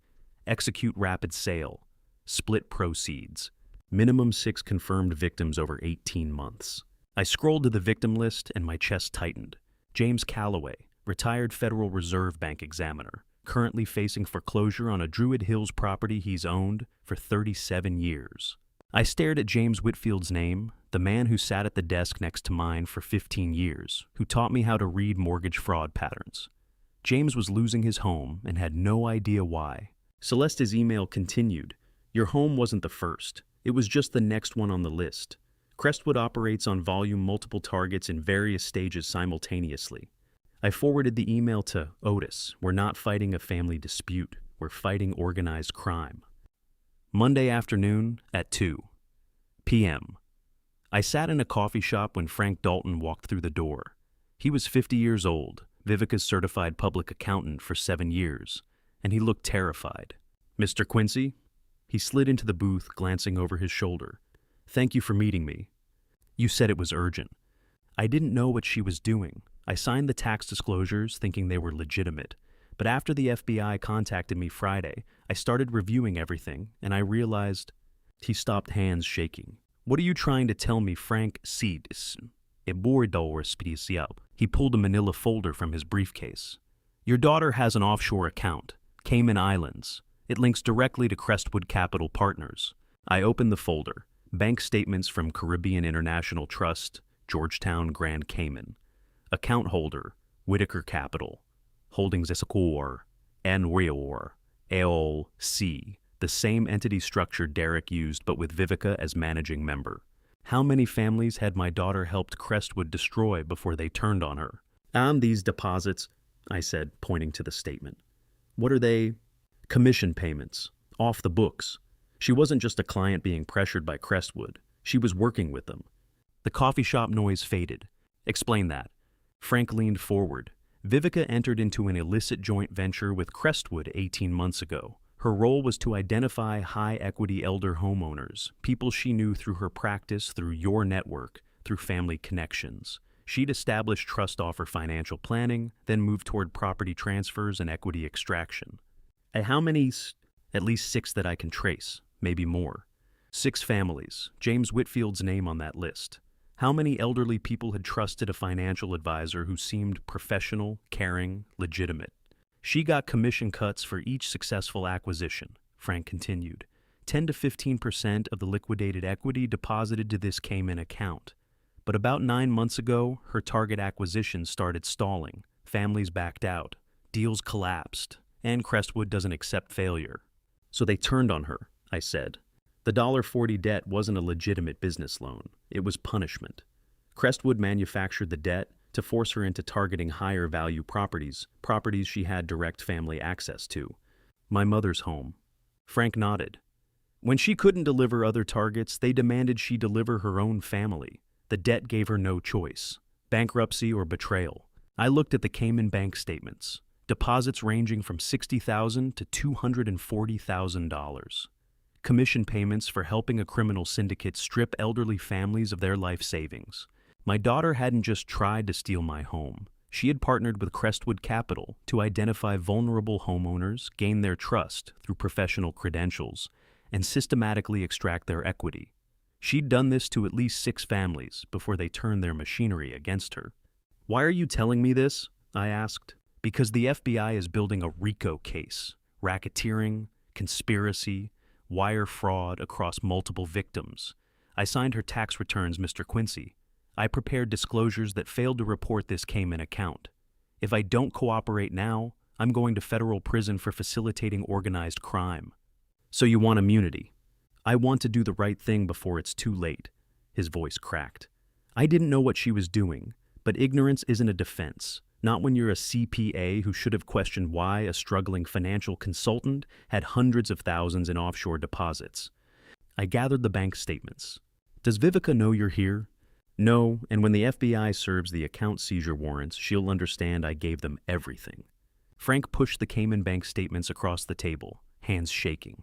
My daughter hadn't just tried to steal my home. She had partnered with a criminal syndicate to identify and strip vulnerable elderly families of their assets, receiving commission payments for each successful target. Only when her acquisitions failed did Crestwood turn their predatory machinery against her. The question was no longer whether Vivica acted out of desperation. The question was, how many other families like mine had she helped destroy? And somewhere in those Cayman account records was the name of the man pulling all the strings, Montgomery Kemp Crestwood Capital's managing partner, the architect of an 18-month elder exploitation ring that had just made its most catastrophic mistake. It targeted a family whose patriarch spent 38 years prosecuting this exact crime. Montgomery Kemp was the architect. Vivica had helped him identify at least 6 vulnerable families. But before I could move against Crestwood Capital's managing partner, I needed to lock down the property that had triggered this entire conspiracy. Tuesday morning, the counteroffensive began. Otis Beaumont walked into the Fulton County Recorder of Deeds office carrying the legal instrument that would instantly freeze Vivica's entire conspiracy, a lease pendens under Georgia Code, Section 44-14-610. A notice of pending litigation regarding property title. 1 page, 17 paragraphs of legal text asserting that the purported property transfer to Whitaker Property Management, Group LLC, was fraudulent, that Lester Quincy as trustee maintained superior claim through the irrevocable trust, and that all interested parties were hereby notified of active litigation. Otis handed the document to the clerk at 10 a.m. She stamped it, indexed it, and uploaded it to the public records database. From that moment forward, the property was untouchable. Otis called me from his car. The Ellis pendens is recorded. From this second forward, they cannot sell, mortgage, or transfer an inch of that land. How long before the buyer knows? Title insurance companies run automated daily scans. He'll get flagged within the hour. A lease pendens is a quiet legal filing, just a single page in a county registry, but it detonates like a bomb through every downstream transaction. Any buyer attempting to purchase property with Elias pendens discovers their title insurance company will refuse coverage. Any lender attempting to finance the purchase discovers the collateral is legally compromised. The entire transaction chain collapses. 53 minutes later, Otis called back. Conrad Hewitt just contacted his attorney. The title alert hit his insurance company's system. They're refusing to close. Conrad Hewitt, the 55-year-old commercial developer who'd been waiting 30 days to purchase my mother's home, believing he was buying from a legitimate seller with clean title. The man Derek had recorded himself telling, "We close in 30 days." Is he angry? I asked. He's furious. His attorney started investigating the transaction structure and discovered something else. Conrad's $85,000 earnest money deposit isn't in a secure escrow account. Where is it? Derek Bryce's personal checking account. Direct violation of Georgia Statute 43-4020, requiring licensed brokers to maintain client funds in segregated escrow pools. Conrad just became the third victim with standing to sue. I wrote in my gold notebook, Conrad Hewitt, $85,000 stolen, statutory violation. The property transaction was locked. Derek had stolen the buyer's deposit, and the developer who'd been waiting patiently to close on a Buckhead home purchase had just discovered he was funding a criminal conspiracy. Tuesday afternoon at 2:30, Celeste called with the FBI monitoring update I'd been anticipating. They'd Lester the intercept just came through. Montgomery Kemp contacted Vivica this morning to inform her the property transaction failed to close on schedule, and Crestwood is triggering immediate default clauses on her debt. She's already in default. The 60-day window expired. But there's something else, something Vivica didn't know. Derek took out a secret loan from Crestwood.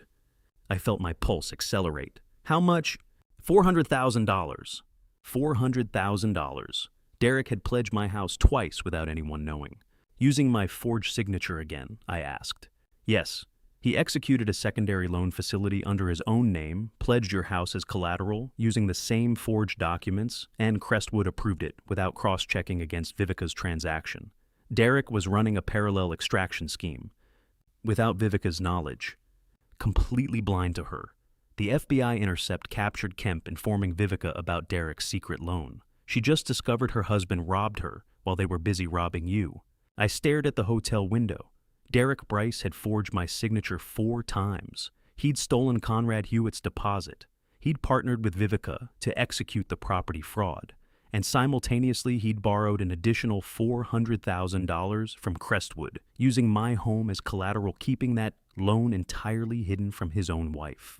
Where did the $400,000 go? I asked. Offshore account. Different structure from Vivica's Cayman entity. Derek was planning to disappear with everything the property sale precedes the Crestwood loan, Conrad's deposit. He was defrauding all of them. I thought about Dorothy's video, Derek confirming a buyer while simultaneously planning to cut Vivica out entirely. He'd used the word we. There was no we. Vivica's reaction, I asked. The intercept captured her confronting Kemp. She didn't know about the $400,000 loan. She thought the only Crestwood debt was hers. Now she's realizing Derek pledged her collateral without her knowledge, probably voiding her entire transaction structure. And Crestwood, moving to seize assets from both of them. Kemp doesn't care who defrauded whom. He just wants his money. I hung up and sat in the hotel room processing the intelligence. Vivica partnered with Crestwood Capital to identify vulnerable elder homeowners. She received commission payments for sourcing at least 6 families, including my former colleague James Whitfield, to a predatory syndicate that stripped their equity. When her target acquisition stalled, Crestwood manufactured a $40 debt to force her into targeting her own family. Vivica partnered with Derek to execute the fraud, believing they had split proceeds to pay her debt. Derek secretly borrowed an additional $400,000 from Crestwood, using my forged signature planning to take everything and vanish. Crestwood was now seizing assets from both conspirators simultaneously, and Conrad Hewitt's stolen $85,000 deposit created a third angry victim with statutory grounds to sue. The property that was supposed to save Vivica from bankruptcy was legally frozen. Derek's secret loan was exposed, the buyer's deposit was stolen, and the criminal syndicate that orchestrated everything was cannibalizing its own conspirators. I'd spent 38 years watching fraud schemes collapse under their own weight. They always followed the same pattern, criminals betraying criminals, greed, consuming loyalty, empires fragmenting from within. This one was right on schedule. I looked out the hotel window at the Atlanta skyline winter sun, casting long shadows. The Lee's Pendens was recorded. The property was frozen. Conrad's stolen deposit created statutory liability. Derek's secret $400,000 loan was exposed. And Vivica had just discovered that the husband she'd partnered with to destroy me had been destroying her the entire time. The conspiracy wasn't just crumbling, it was tearing itself apart from the inside conspirator against conspirator, exactly as greed always demands. But the FBI had one more piece of evidence I hadn't expected. The multi-agency trap was about to snap shut. The conspiracy had eaten itself from the inside. Derek betraying Vivica. Vivica betraying me. Crestwood betraying everyone. But Wednesday morning, the federal government was about to dissect what remained. Celeste called at 9:15 a.m. Lester, get to the FBI field office. The coordination meeting starts in 45 minutes. What coordination? FBI, SEC, Fulton County District Attorney, Georgia Real Estate Commission. We're all moving on the same target simultaneously. I arrived at the field office at 9:50. Celeste met me at security and escorted me to a glass conference room on the 14th floor, where 4 federal and state representatives sat around a table covered in case files. The SEC liaison spoke first, sliding a manila folder across the table. Red stamp, confidential. Crestwood Capital Partners has been under active surveillance since July of this year. Montgomery Kemp's fund is $47 million short of investor obligations. I opened the folder. Financial statements showing systematic fund diversion, offshore accounts, fabricated returns, classic Ponzi structure. How long has Crestwood been insolvent? I asked. Minimum 18 months. Kemp's been recruiting new investors to pay existing obligations while extracting cash through side schemes. The Fulton County prosecutor leaned forward. The debt against your mother wasn't a legitimate loan. It was Kemp's desperate attempt to extract cash before federal seizure. He needed liquid assets to flee. 38 years examining banks had taught me to follow the money, but this money was never real, just numbers shifting between accounts to maintain an illusion of liquidity. My mother wasn't collateral damage in someone's greed. She was a mark in a desperate man's exit strategy. The Real Estate Commission investigator added the final piece. Derek Bryce's Georgia broker license should never have been issued. He failed to disclose a 2019 Florida fraud conviction on his application. We're moving for immediate suspension. Celeste looked at me across the conference table. The conspiracy wasn't just criminal, Lester. It was the death throes of a Ponzi scheme. Every forged signature was Montgomery Kemp buying time to flee the country before federal seizure. The conspiracy was a Jenga tower built on air, Derek pulling blocks from the bottom, while Montgomery Kemp shook the table from above, and my mother was buried beneath the collapse. When do you move? I asked. Coordinated action Friday morning. Asset freezes, search warrants, arrests. But first, we need the notary. Wednesday afternoon, at 2:30, I sat in an FBI interrogation room watching Ramona Pierce through a two-way mirror. She was 48 years old, thin and nervous hands shaking as she signed the proffer agreement that would grant her limited immunity in exchange for complete cooperation. Ramona Pierce, a 48-year-old notary, public confessed to accepting $3,500 to bypass identity verification on my mother's forged signatures. Celeste activated the digital recorder, timestamp glowing red, 14/32/17. Ms. Pierce, walk us through your first transaction with Derek Bryce. Ramona's voice was barely audible. March 2024. He came to my office with documents for an elderly man's power of attorney. Said the man couldn't travel due to health issues. Offered me $2,800 cash to notarize without requiring the grantor's physical presence. And you agreed. I needed the money. My notary commission pays $8 per signature. $2,800 was 3 months' income. How many times did Derek Bryce use your services? Ramona pushed a folder across the metal table. Photocopied notary logs, cash amounts circled in yellow highlighter. 5 times total. March 2024, June 2024, September 2024, April 2025, November 2025. 5 transactions. My mother was number 5. Tell me about November 2025, Celeste said. Ramona's hands trembled. Derek called me on a Monday, said he needed 4 documents notarized for his wife's grandmother. Family asset protection, he called it. The old lady had mobility issues and couldn't come to my office. He offered $3,500 cash.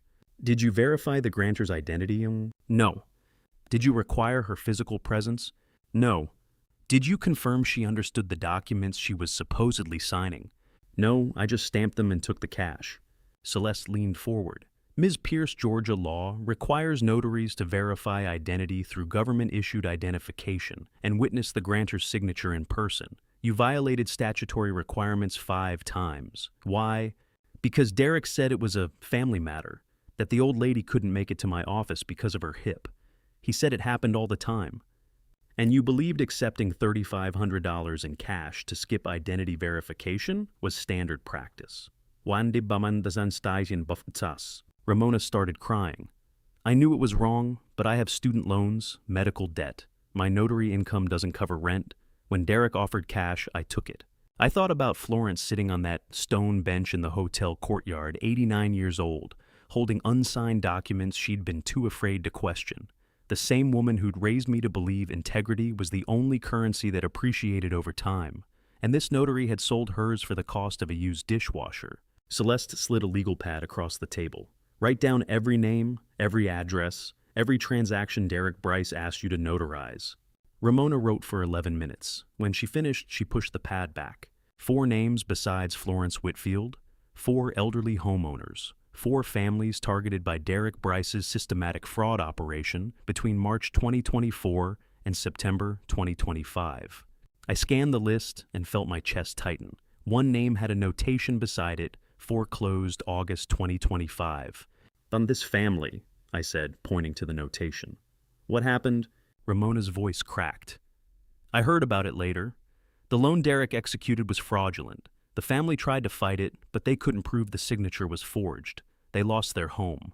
4 families, 4 elderly people who trusted the wrong son-in-law, the wrong financial advisor, the wrong notary. 4 families who didn't have a chief bank examiner to decode the con. I looked at Celeste through the two-way mirror. How many others? I asked quietly. Before my mother, how many families did Derek Bryce bring to you? Ramona Pierce stared at her hands. 5 that I know of. But Derek worked with other notaries. He told me once that I was just one option. There might be more. Pierce's records contained the names of 4 other families, and one of them had already lost their home to foreclosure because they couldn't prove the loan was fraudulent. The question was no longer how many families Derek destroyed. The question was how many more would we find when the multi-agency task force served every warrant simultaneously. My daughter's number lit up my phone at 7:14 a.m., Friday morning, the first time she'd called since the FBI arrested her husband 2 days earlier. Daddy. Her voice carried that particular tremor I'd heard maybe 3 times in her life, when she broke her arm at 9, when her college boyfriend cheated, when she told me she was marrying Derek. I need to talk to you, alone. I walked to the window overlooking the parking lot, watching morning commuters scrape frost off windshields. Celeste had briefed me Thursday night. The FBI had been monitoring my phone since they took Derek into custody. Every word of this conversation would be recorded, analyzed, potentially used in court. I'm listening, I said. Not on the phone. Can you meet me somewhere private? In Burendag. I'm staying at a hotel, Vivica. Your mother doesn't know I'm in town. A pause. The Marriott on State Street. I didn't ask how she knew. Derek probably had contacts at every hotel in the metro area, people who owed him favors, people he'd bought. Room 412. 20 minutes. She arrived in 19 wearing yesterday's clothes and no makeup. The polished financial advisor had vanished, replaced by someone who looked like she'd aged 5 years and 2 days. I let her in without a word. They're going to indict me, she said. Celeste called yesterday, said they have documents with my signature client files. I accessed emails I sent. Did you send those emails? That's not the point. She paced to the window back to the door. The point is they're building a case, and Derek's lawyer says they're offering him a deal if he cooperates. If he testifies against me. 38 years as a bank examiner had taught me when someone was telling the truth about being guilty while lying about not knowing they were guilty. And what do you want, Vivica? She stopped pacing. I want you to stop cooperating with the FBI. The words hung in the air like smoke. I want you to tell them you made a mistake, she continued. That you reviewed the documents again and realized Mom's signature was genuine. That you were confused, upset, acting on emotion instead of expertise. You want me to lie to federal investigators. I want you to save your daughter from prison. Her voice cracked. I want you to choose your family over your precious professional integrity for once in your goddamn life. I'd expected anger. What I hadn't expected was the calculation beneath it, the way she'd already worked through her pitch, rehearsed her arguments. And in exchange, I asked. The house. She pulled folded papers from her purse. I brought a quitclaim deed. You and Mom can have it back free and clear. I'll sign right now. You'll have your revenge. I'll have my freedom. Everyone wins. She laid the document on the hotel desk, produced a pen. Derek had Mom's house appraised last month, she said. It's worth $340,000 even with the deferred maintenance. You'll get everything you wanted. How carefully she'd framed it, not as a bribe, but as restitution. Not as obstruction of justice, but as correcting a misunderstanding. The same skills that had made her a successful financial advisor, now repurposed for self-preservation. Before I reveal what question shattered my daughter's carefully rehearsed negotiation, drop a comment with one word you'd never want to hear from your own child in a moment like this. Betrayal, desperation, or something else entirely. This story is fictionalized for dramatic effect. Tell me one thing, I said. That promise you made that Derek would take care of Grandma. What did you think that meant? The question landed like a punch. Her composure didn't crack it, shattered. I thought... She pressed her hands against her eyes. I thought he was helping her with her investments, giving her better returns than the bank. He showed me statements, quarterly reports. Everything looked legitimate. When did you realize it wasn't? I didn't... She caught herself, started over. Not until the FBI showed up. Not until I saw the real documents. But Derek handled the paperwork. He handled paperwork for a lot of Crestwood's clients. That was his job. Including the ones who lost everything in the Ponzi scheme. Her face went pale. I didn't know about that. I swear to God, Daddy, I didn't know. The words every guilty person says. The words that sound true because part of them wants desperately to believe they are true, that willful blindness is the same as innocence. You need to leave, I said. She looked at the unsigned quitclaim deed. You're really going to let them send me to prison, your own daughter. You're really going to ask me to obstruct a federal investigation. Your own father? Something shifted in her expression, grief giving way to something colder. Mom was right about you, she said. You always cared more about being right than being family. She grabbed the deed and walked out, slamming the door hard enough to rattle the mirror. I sat on the bed, hands shaking. 38 years of professional distance of separating emotion from evidence of choosing truth over comfort, and in 30 seconds, my daughter had found every crack in that armor. My phone rang. Celeste. We got it, she said. Every word. Her admission that Derek handled paperwork for Crestwood's clients, her knowledge of the Ponzi scheme, her attempt to get you to lie to investigators. The SAC is calling it a prosecutorial gift. She's going to be indicted. She was always going to be indicted, Lester. The documents don't lie. But now we have her on tape admitting knowledge and attempting witness tampering.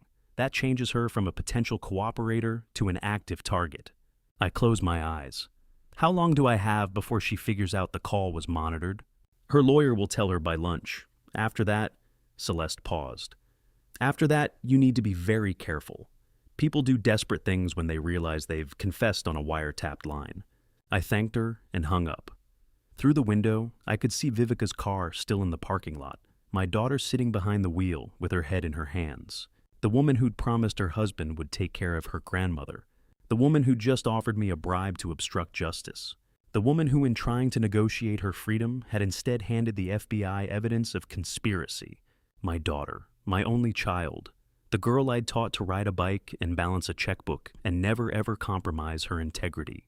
She pulled out of the parking lot at exactly 7:25 a.m. My phone buzzed with a text from an unknown number. We need to meet. Tonight. Come alone or your mother pays the price. The threatening texts came from Derek's burner phone. Celeste confirmed it within an hour Friday night.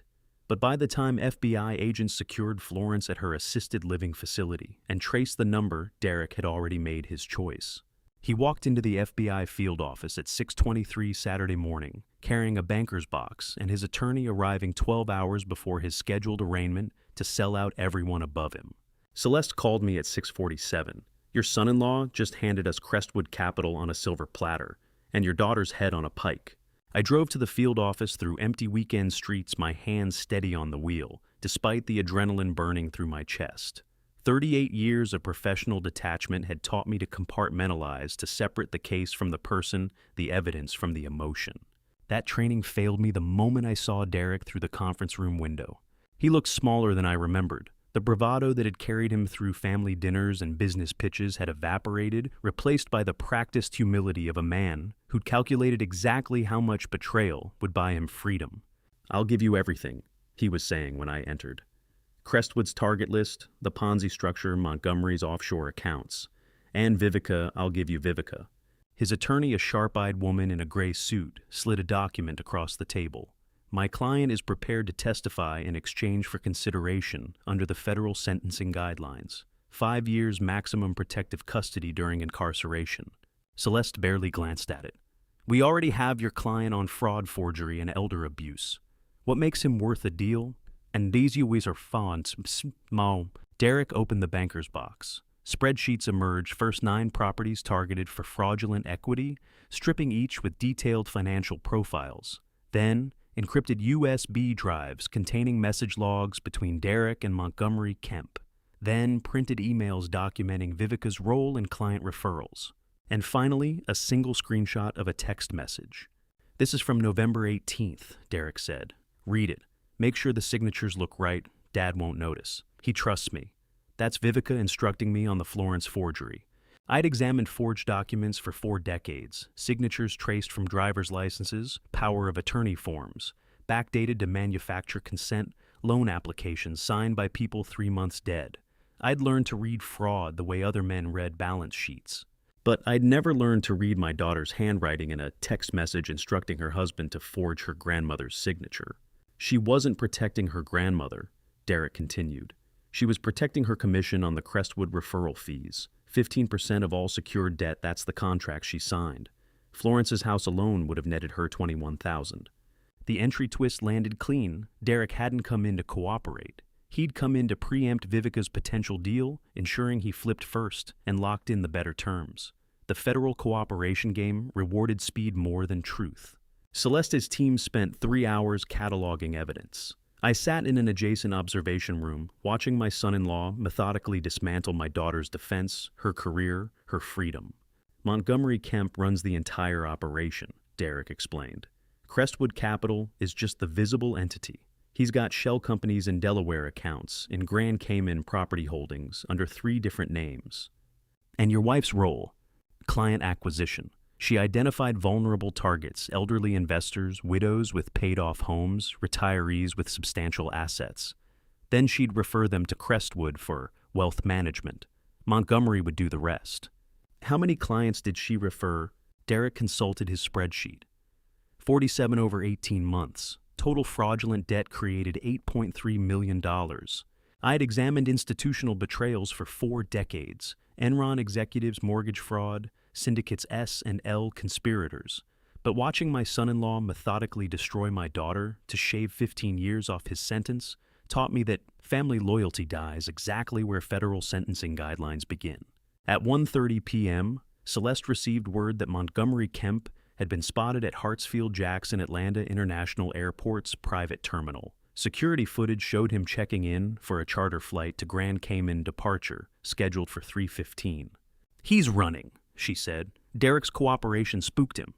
FBI and SEC agents mobilized within minutes. I listened to radio chatter as 2 units converged on the private aviation terminal, one blocking ground transport, the other securing the tarmac. At 2:47 p.m., Montgomery Kemp was arrested stepping onto a Gulfstream G450. I met Celeste at the field office at 6:15 to review the arrest footage. Montgomery Kemp, 53 years old architect of a $47 million Ponzi scheme, looked exactly like every other financial criminal I'd investigated, expensively dressed, carefully groomed, utterly convinced his intelligence entitled him to other people's money. Federal agents prefer Porspo Spenwhoop Sextau, the lead investigator announced on the tarmac video. Step away from the aircraft. You are under arrest for securities fraud, wire fraud, and conspiracy. Montgomery's composure lasted exactly 4 seconds. This is a mistake. I'm a licensed financial advisor. I have clients in the Cayman Islands. This is a legitimate business trip. The $200,000 in your Toomey bag says you weren't planning to come back, Mr. Kemp. The Ponzi scheme collapsed the way I'd always told trainees it would, from the bottom up, small conspirators flipping on bigger ones, until the architect stood alone, holding $200,000 and a one-way ticket to a country without extradition treaties. Celeste handed me a court order, stamped 4:30 p.m., emergency asset freeze, covering every Crestwood Capital entity account and property claim. As of 4:30 this afternoon, Crestwood Capital no longer exists, she said. Every account frozen, every entity seized, every fraudulent debt voided. including Florence's phantom $1.4 million obligation. Your mother's house is safe, Celeste continued. The forged deed, the fraudulent loan, the accumulated interest all legally void within 48 hours. The exit twist settled over me like lead. The fraudulent debt that threatened Florence's home was voided by federal court order the moment Crestwood was seized, but only after my daughter was indicted for conspiracy to commit wire fraud, elder financial abuse, and forgery. Vivica will be formally charged the Monday morning, Celeste said. Derek's testimony gives us everything we need. Text messages, referral records, her commission contract with Crestwood. What's she facing? 20 years minimum. Derek will testify against her for 5. That's the deal he took. I drove back to the hotel as sunset turned the December sky purple and gold. The conspiracy was dismantled. The fraudulent debt was voided. Florence's home was safe. Montgomery Kemp faced life in federal prison. Derek Bryce had traded his wife for a plea agreement. And I was the witness whose expert testimony would put my daughter behind bars for 2 decades. The criminal case was solved, but the family reckoning had just begun. Vivica left a voicemail Sunday morning, proposing an alternative closing for Wednesday 12 words. Into the message, I knew she had no idea Derek had already sold her out. Dad, I found a solution, her recorded voice said. Derek's corporate entity can provide an indemnity bond that satisfies the LI's pendants. We close Wednesday at his office, all cash, no title company. I know you're angry, but this protects Grandma and keeps the family out of court. Just come Wednesday at 10. I played the message twice, listening for any hesitation that might indicate awareness. There was none. She believed Derek was still her partner in the scheme, still the husband who'd forged signatures on command, still the co-conspirator willing to risk federal charges to preserve their fraud. She had no idea he'd walked into the FBI field office Saturday morning with a banker's box of evidence and her text messages instructing him to make forged signatures look right. I called Otis Beaumont from the hotel parking lot. Sunday traffic was light church bells ringing from 3 different denominations, families heading to brunch, the ordinary rhythm of people whose daughters weren't scheduling fraudulent real estate closings. She wants to meet Wednesday, I said. Derek's office, cash closing, no title company. Otis was quiet for a moment. She doesn't know. She has no idea Derek's wearing a wire. The office is FBI monitored. Every word Wednesday will be federal evidence. Do we tell her? The question every father asks when his child walks toward a cliff. Do you shout a warning or let natural consequences teach the lesson? Professional intervention never could. No, I said. We attend the closing. We let her make her pitch, and we let the FBI record exactly what she's willing to do to steal from her grandmother. Celeste knows she's the one who suggested Derek's office stay operational. They want Vivica on record attempting the transaction even after Derek's cooperation. Proves she's driving the conspiracy, not just following his lead. Otis exhaled slowly. Wednesday at 10 then. I'll bring the declined deed and the forensic forgery report. Give her enough rope. Monday morning, Conrad Hewitt's attorney filed a civil fraud lawsuit against Derek Bryce and Whitaker Property Management, LLC in Fulton County Superior Court.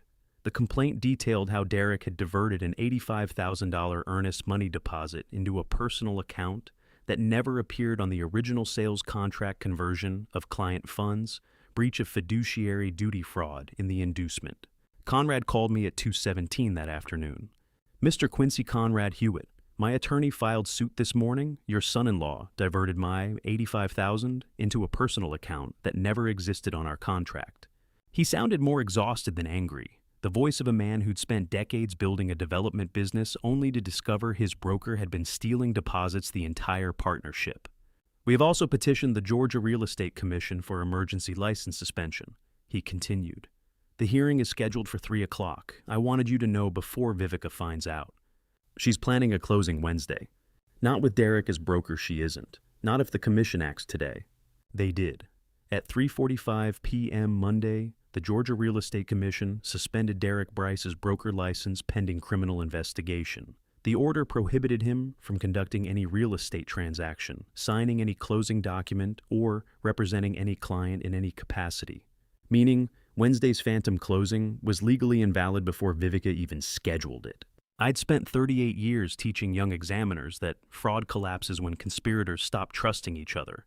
but I never imagined I'd watch my daughter walk into that collapse because she didn't know her husband had already escaped it. Celeste called Monday evening to confirm the FBI's Wednesday operation. Derek would be at his office as scheduled, wearing a recording device following a script designed to give Vivica maximum opportunity to incriminate herself. Agents would be positioned in the adjacent suite and the parking garage. The moment she attempted to execute fraudulent documents, they'd move in. "She still has a chance to walk away," Celeste said, "right up until she signs something or instructs Derek to forge something. The minute she crosses that line, we arrest. And if I warn her, then she doesn't cross the line Wednesday, and we build the case without the live transaction evidence. It takes longer, gives her more time to destroy documents or coordinate stories. But you're not a confidential informant, Lester. You're a witness. If you want to call your daughter, that's your choice." I didn't call. Tuesday evening, I visited Florence at the hotel suite Celeste had arranged 2 rooms with a kitchenette far enough from her house that Derek and Vivica couldn't find her close enough to the FBI field office for protective surveillance. She was reading a murder mystery when I arrived, her reading glasses perched on her nose, a cup of chamomile cooling on the side table. "Tomorrow's the closing," I said. She marked her page. "Do you want to call her tonight? Give her one last chance to tell the truth before tomorrow." How does a father prepare to watch his daughter commit federal conspiracy on a wired recording when one phone call could stop her knowing that same phone call would teach her she could always talk her way out of consequences? "No," I said. "People only face what they've done when they run out of ways to avoid it. Tomorrow, she runs out." Florence nodded slowly, then reached into her cardigan pocket. She pulled out a folded document yellowed at the edges, the paper soft from handling. "I've been carrying this since the hotel," she said. "The original trust deed signed 12 years ago. I thought you might want it with you tomorrow when she tries to sell what was never hers to take." I unfolded it carefully. The irrevocable trust deed naming me as sole trustee, Florence as beneficiary, the house protected from creditors' bankruptcy fraud. Dated April 2013, notarized, recorded with the county. 12 years old. 12 years of legal protection that rendered every one of Derek's forged signatures meaningless. Florence had carried it in her cardigan pocket since fleeing to the hotel, the single document that proved the house was untouchable, that Vivica's scheme was doomed before it started, that my mother had been 3 steps ahead of her granddaughter's betrayal.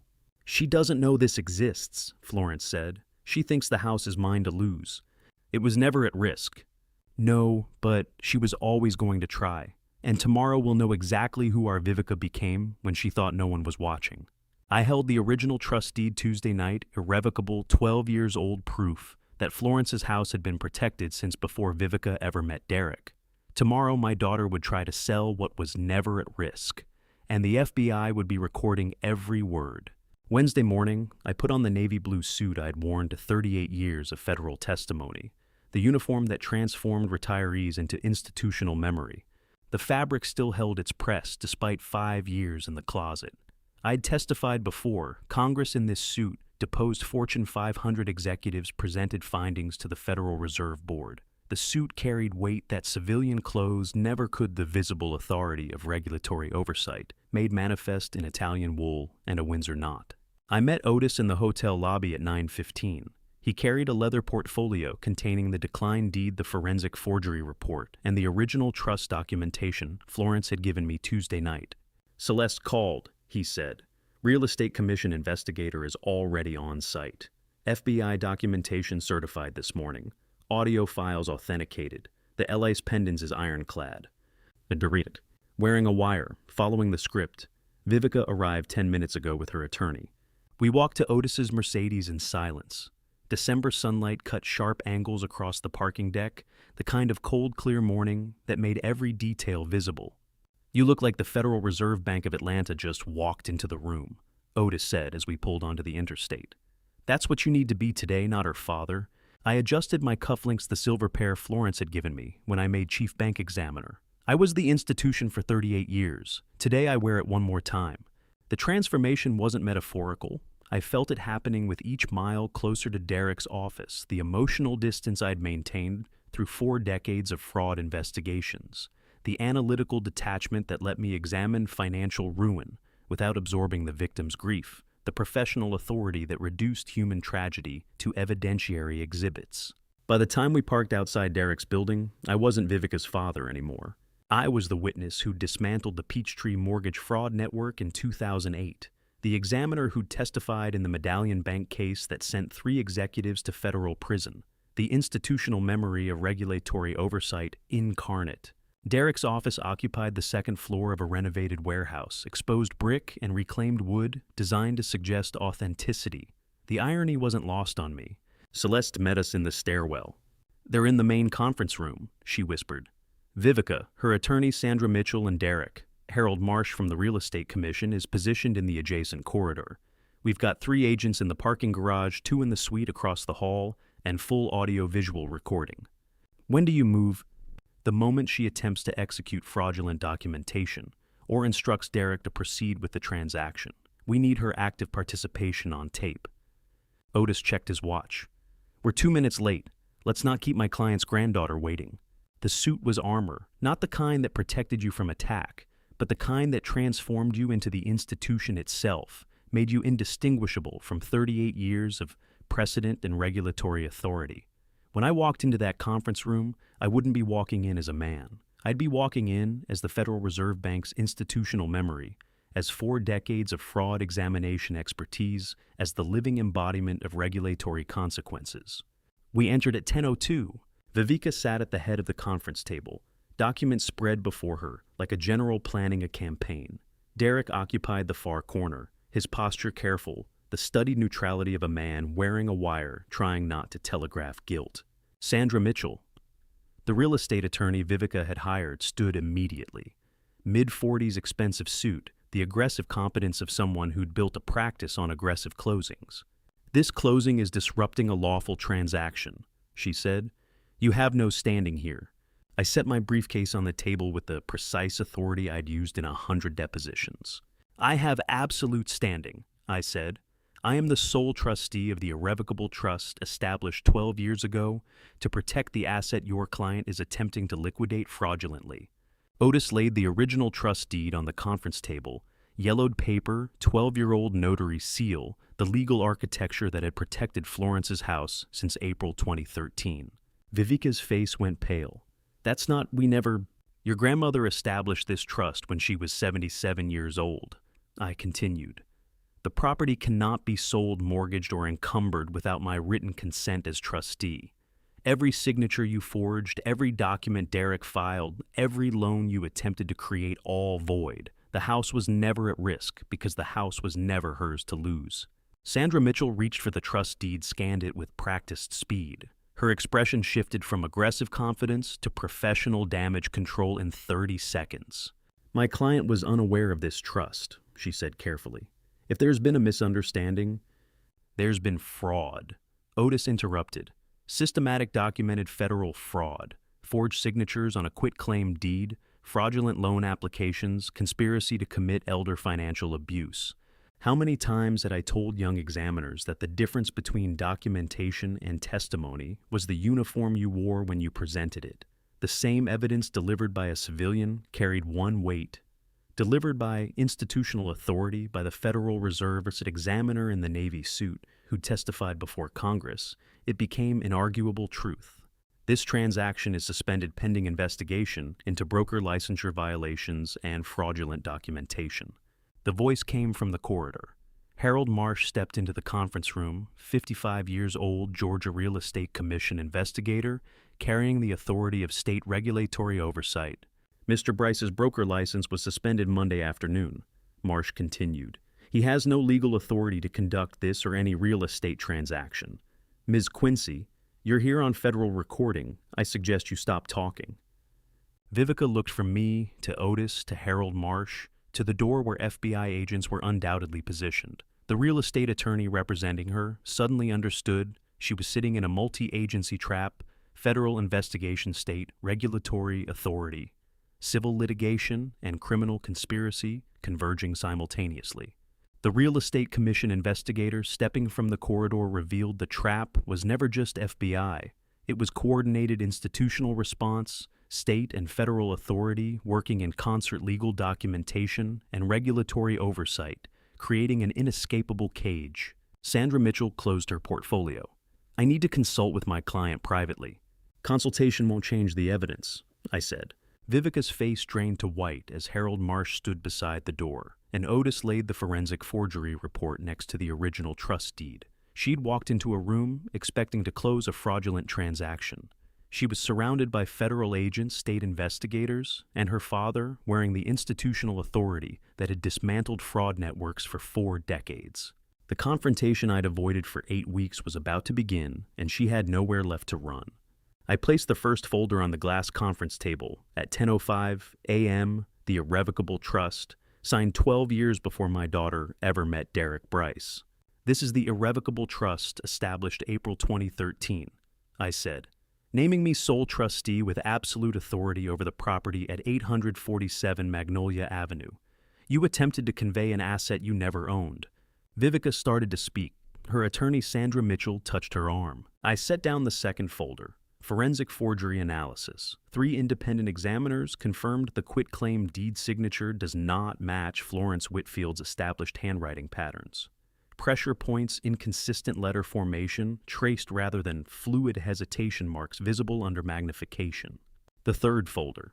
Dorothy Crane's video testimony. Your grandmother's neighbor of 41 years. States she witnessed Derek entering the home with documents the afternoon of October 23rd.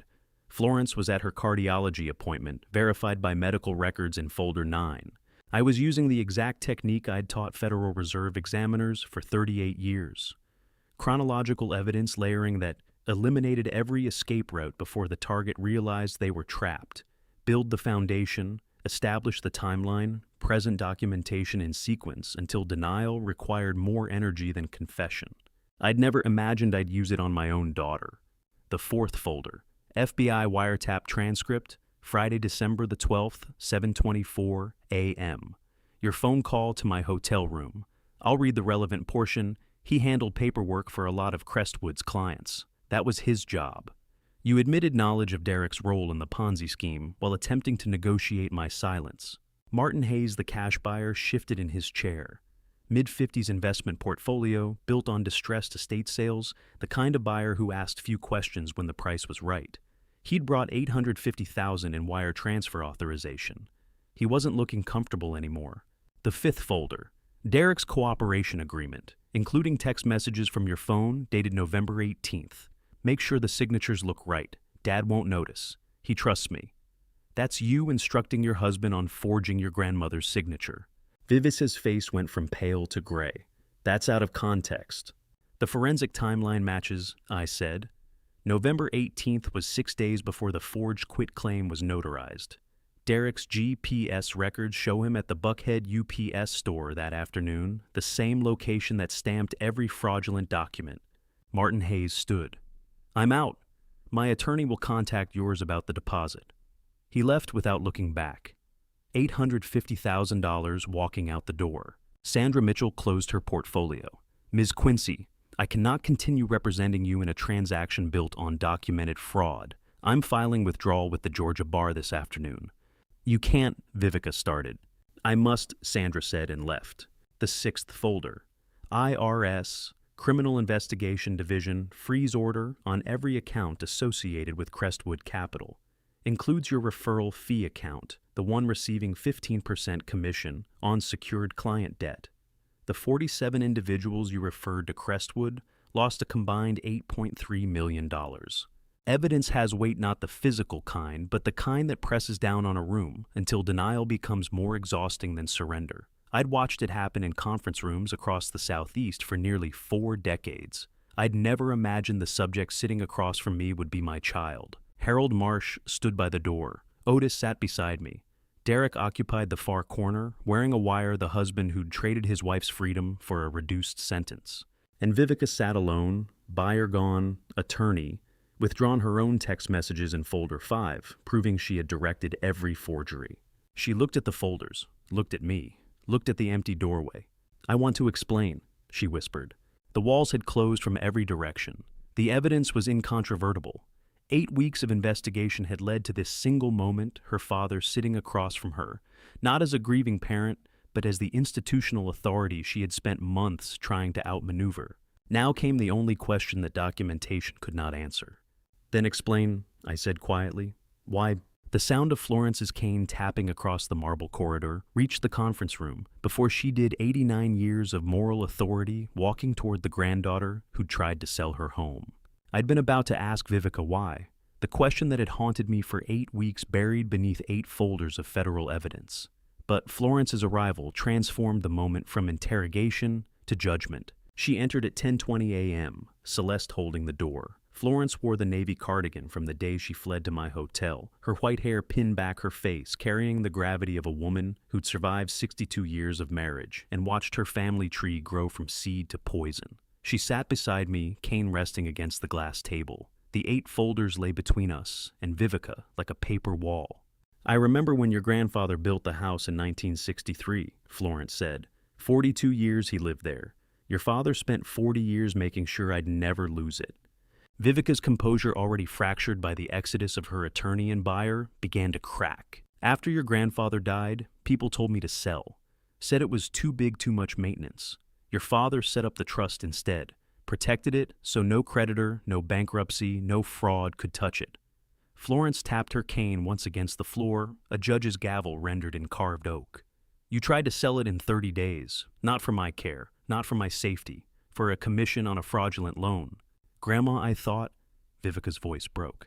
Derek said you'd be better off in assisted living, that the equity could fund bond si bond at Bastofbeat, Derek said. Florence's repetition turned the words into indictment. You're a financial advisor, 6 years earning credentials, but you let a failed broker convince you to forge my signature and steal my home. Tears tracked down Vivica's face, the first genuine crack I'd seen. I taught you that integrity was the only inheritance that mattered, Florence said. Your grandfather taught your father the same. Build something honest, protect the people you love, never compromise your word for convenience. She gestured at the 8 folders. But you chose shortcuts over everything I raised your father to be. You chose commission percentages over the woman who taught you to count. Vivica pressed her hands against her face, shoulders shaking. Florence stood slowly leaning on her cane. The house is protected. The fraud is documented, but you need to understand what you've lost that no judge can ever return. She looked at me. Come on, Lester. Let's go home. We walked past Vivica without another word. At the threshold, I turned back once. You tried to take your grandmother's house, I said, but you couldn't undo the 12 years I spent ensuring it would always protect her. Through the windows, the first snow of the season began falling over Atlanta. The legal cascade began at noon. Celeste called. First IRS froze Kemp's offshore network. I drew a line through his name in the gold ledger. Otis called at 1:45. Conrad Hewitt's deposit returned, Derek's license permanently revoked. Another line. SEC filed formal criminal charges against Montgomery at 3:30, carrying up to 30 years per count, across multiple offenses. Ramona Pierce's notary commission revoked by the Secretary of State. At 5:15, Otis texted 9 families freed, every fraudulent lien voided by federal court order. I drew the final line and closed the ledger at 6:17 p.m. Every conspirator accounted for, every fraudulent debt voided, Florence's house protected by 12 years of quiet planning, vindicated by 8 weeks of methodical investigation. But the family that had stood on that Buckhead property for 62 years was shattered beyond any trust document's power to repair. The legal war was over. The work of rebuilding what fraud destroys had only begun. Task 6.1. Otis called Thursday morning to tell me what Vivica's criminal defense attorney had discovered in the trust documents, the clause that rendered her entire conspiracy meaningless from the moment she conceived it. Kenneth Aldridge spent 3 hours reviewing the case last night, Otis said. When he read the trust covenant, he realized Vivica destroyed her family to steal an asset she could never legally possess. What did he find? Charitable remainder clause, Section 7, Paragraph 3. Upon Florence's passing title, transfers automatically to the Georgia Council on Aging. The property was never inheritable by family, not you, not Vivica, not anyone. It becomes a senior services endowment. The silence stretched between us. She didn't know, I said finally. She never read the trust documents. She assumed the house would eventually pass to you, then to her. But you and I structured it 12 years ago, specifically to prevent exactly this kind of family conflict. The house protects Florence while she lives, then funds elder care after she's gone. Kenneth had met Vivica at his office Wednesday evening and reviewed the evidence with the clinical precision of a surgeon explaining inoperable cancer. He'd laid the trust document on his desk and told her plainly the federal charges carried up to 30 years per count under the bank fraud statute, with multiple wire fraud counts stacked on top. Decades of exposure before a judge even opened the sentencing guidelines. Then he'd shown her the charitable remainder covenant. You committed federal conspiracy to seize an asset the trust legally prohibited you from ever owning, Kenneth had said. You destroyed your family for nothing. According to Otis, Vivica had stared at the document for a full minute without speaking. What do you call a crime that destroys everything you have to seize something you were legally prohibited from keeping? Futility, or just greed so complete it never bothered to read the documents it was forging? Otis arrived at the hotel at 9:15 with Florence and a small brass key. Elis Pendens released fraudulent liens, voided title cleared, he said. He placed the key in my hand. This has been in my safe since we executed the trust 12 years ago. Backup security your daughter never knew existed. We drove to the Buckhead house through morning sunlight that turned December frost into diamonds on the lawn. Brick colonial white trim magnolia tree dormant for winter, the mailbox my father installed in 1987. I used the brass key. The lock turned smoothly. Florence stepped through the threshold and stopped. Her hand found the wall, the same wallpaper she'd chosen in 1994, the same mirror that had reflected 3 generations of family photographs. It feels as if nothing changed, she said quietly. Everything changed, Mom, but we're still here. I filled the kettle, the copper one, from 1987, the one that whistled sharp and insistent. The gas stove clicked 3 times before catching. Florence settled into her burgundy armchair with Earl Grey in the porcelain cup she'd used every morning since my father died. How long will Vivica be in prison? She asked. Kenneth will negotiate, but the evidence is extensive. Florence looked through the window at the backyard, where Vivica had learned to ride a bicycle, where 3 generations had gathered for Sunday dinners that now felt like artifacts from another life. She grew up in this house, Florence said. Your father built that treehouse for her 10th birthday. I remember. And now she'll spend years in federal prison for trying to steal it. The kettle whistled. I'd forgotten to turn off the burner. The sound filled the house sharp and alive, and completely ordinary. Florence closed her eyes and let it wash over her. Home isn't the walls or the deed. It's the sound of a kettle whistling in a kitchen where your mother finally feels safe enough to close her eyes. The house was safe. The conspiracy was dismantled. But the question of whether a father could forgive what institutional justice demanded he prosecute remained sitting between us in the quiet, like something neither of us was ready to name. Vivica's arraignment was scheduled for December 22nd, 2 days before Christmas Eve, 3 weeks after she'd tried to sell her grandmother's house at a closing that ended with federal handcuffs instead of a wire transfer. Celeste called from the courthouse at 11:30 a.m. Your daughter entered plea negotiations this morning. She's cooperating against Montgomery Kemp and the Crestwood Network. That cooperation might reduce her exposure from 20 years to 8. 8 years. Vivica would be 47 when she was released. Middle-aged, her financial advisor credentials revoked her marriage, destroyed her relationship with Florence, and me shattered beyond any plea agreement's power to repair. Took the deal an hour ago, Celeste said. 5 to 7 years permanent license revocation, full asset liquidation to satisfy Hewitt's judgment. He'll be 64 when he's released.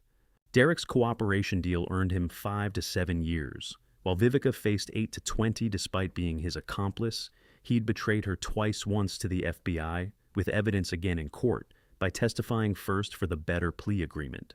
The husband who'd promised to take care of Grandma had systematically destroyed his wife to shave years off his own sentence. Montgomery Kemp. Trial set for April. $47 million in documented fraud, 200 clients defrauded. He's facing life without parole. I sat in Florence's living room while Celeste delivered the update. My mother was in the kitchen preparing Christmas cookies, the same gingerbread recipe she'd made every December since I was 6 years old. The house smelled like cinnamon and cloves and 62 years of tradition. She destroyed everything to avoid asking for help, I said.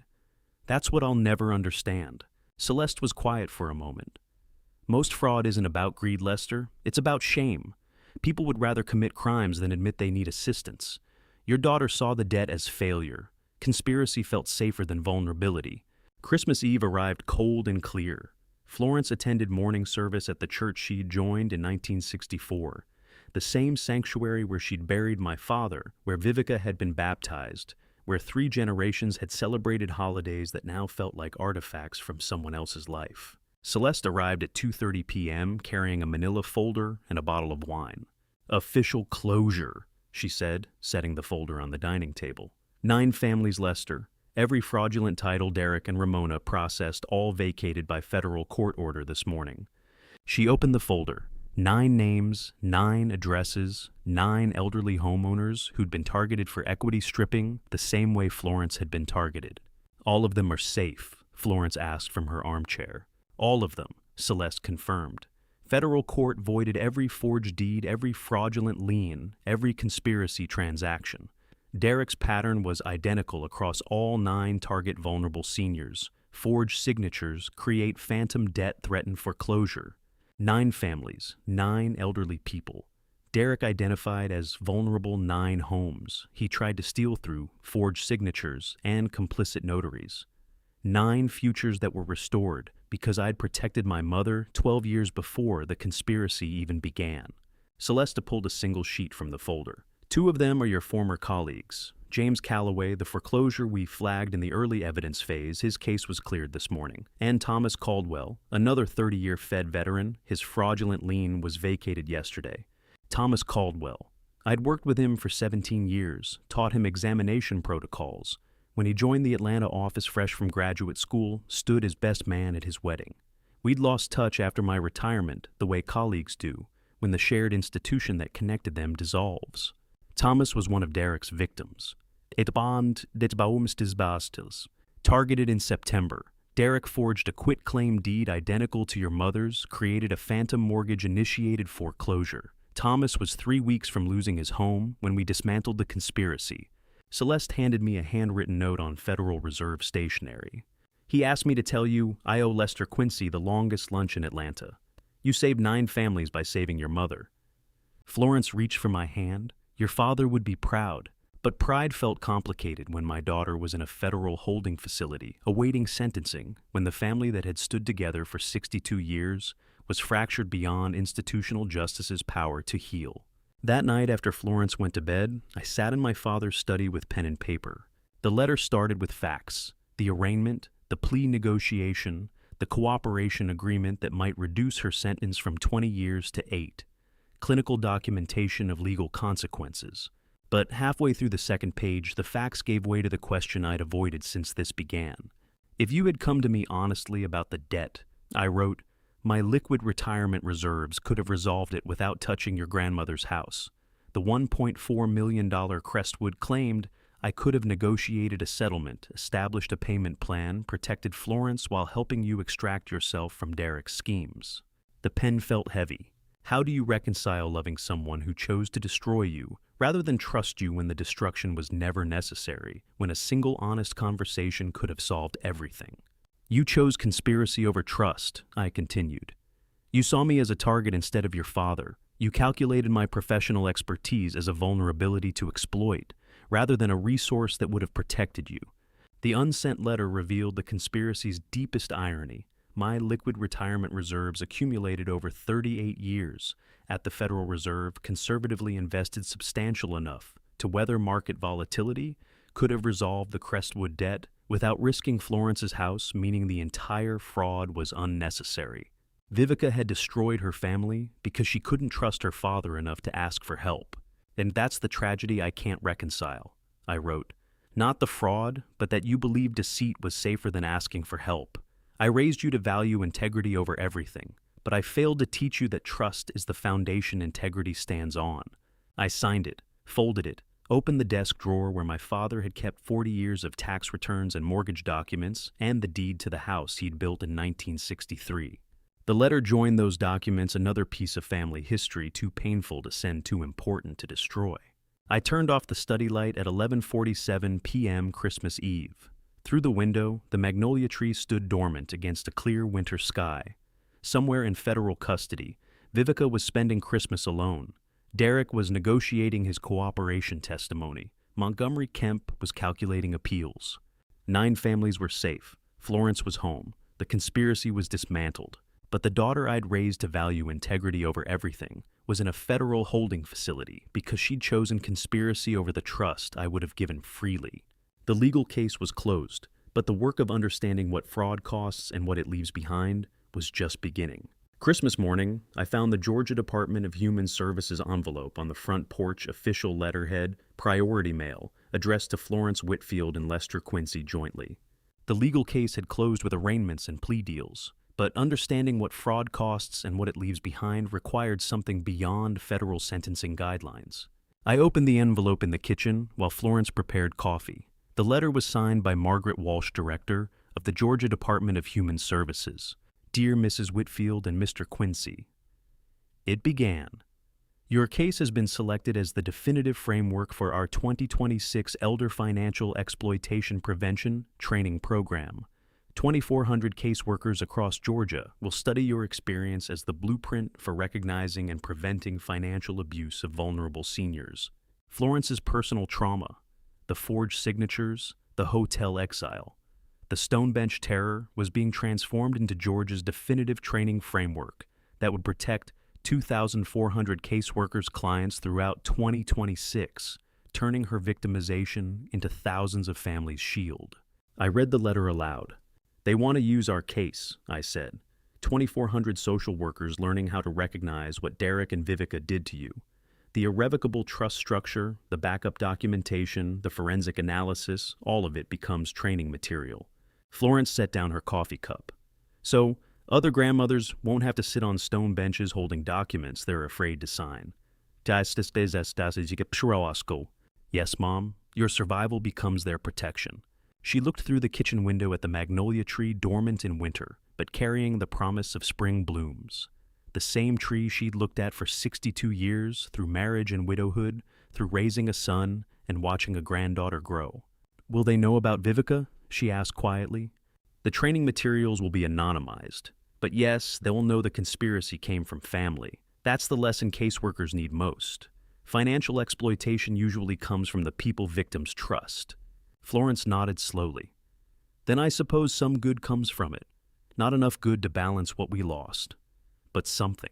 The letter included an invitation to speak at the program launch in early January. Florence initially declined too public, too painful too soon, after watching her granddaughter arraigned on federal charges. But on New Year's Eve, she changed her mind. If my story can protect even one family from what we went through, she said, then maybe the last 8 weeks weren't entirely wasted. January 6th arrived cold and bright. Margaret Walsh, Director of the Georgia Department of Human Services, met us at the agency's downtown Atlanta headquarters.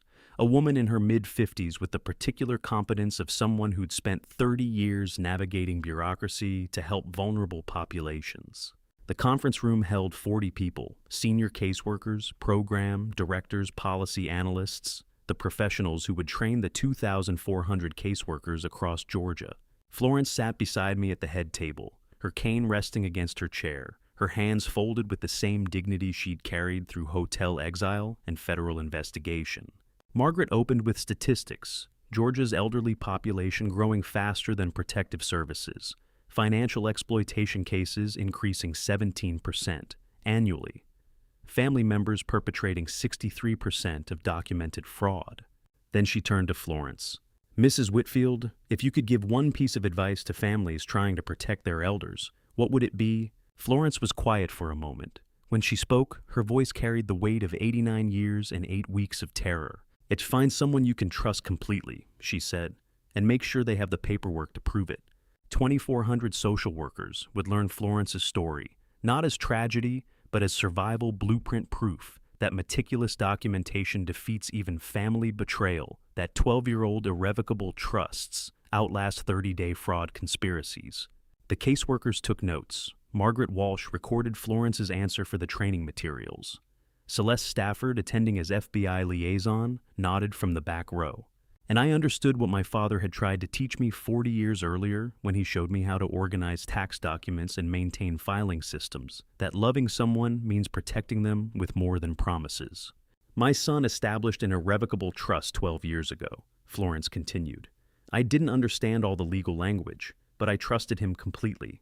And when my granddaughter tried to steal my home, that trust, the legal one and the personal one, saved everything. Documentation is legacy, not the kind that transfers wealth, but the kind that transfers safety-proving trust through paperwork, because paperwork survives what promises cannot. After the presentation, Margaret Walsh pulled me aside. "Your mother's case will be the centerpiece of our training program," she said. "The irrevocable trust structure, the backup key security, the forensic documentation chain, all of it demonstrates how proactive legal planning defeats reactive fraud schemes." She paid a heavy price for that lesson, I said. She did. But now 2,400 caseworkers will use that lesson to protect their clients. Your mother's suffering becomes their client's shield. I drove Florence home through January afternoon sunlight. The magnolia trees stood dormant in the front yard waiting for spring. Inside the house smelled like the coffee she'd made that morning, like 62 years of accumulated memory, like the particular safety that comes from surviving what should have destroyed you. Florence settled into her burgundy armchair with the newspaper and reading glasses. I returned to my father's study, the room where I had written the unsent letter to Vivica, where the gold investigation ledger still sat on the desk with lines drawn through every conspirator's name.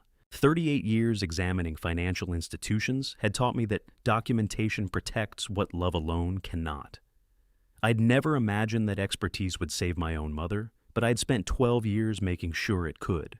The irrevocable trust established in April 2013, the backup master key stored in Otis's safe, the forensic analysis that proved forgery, the gold ledger tracking every piece of evidence, the institutional authority that transformed a father's grief into prosecutorial power.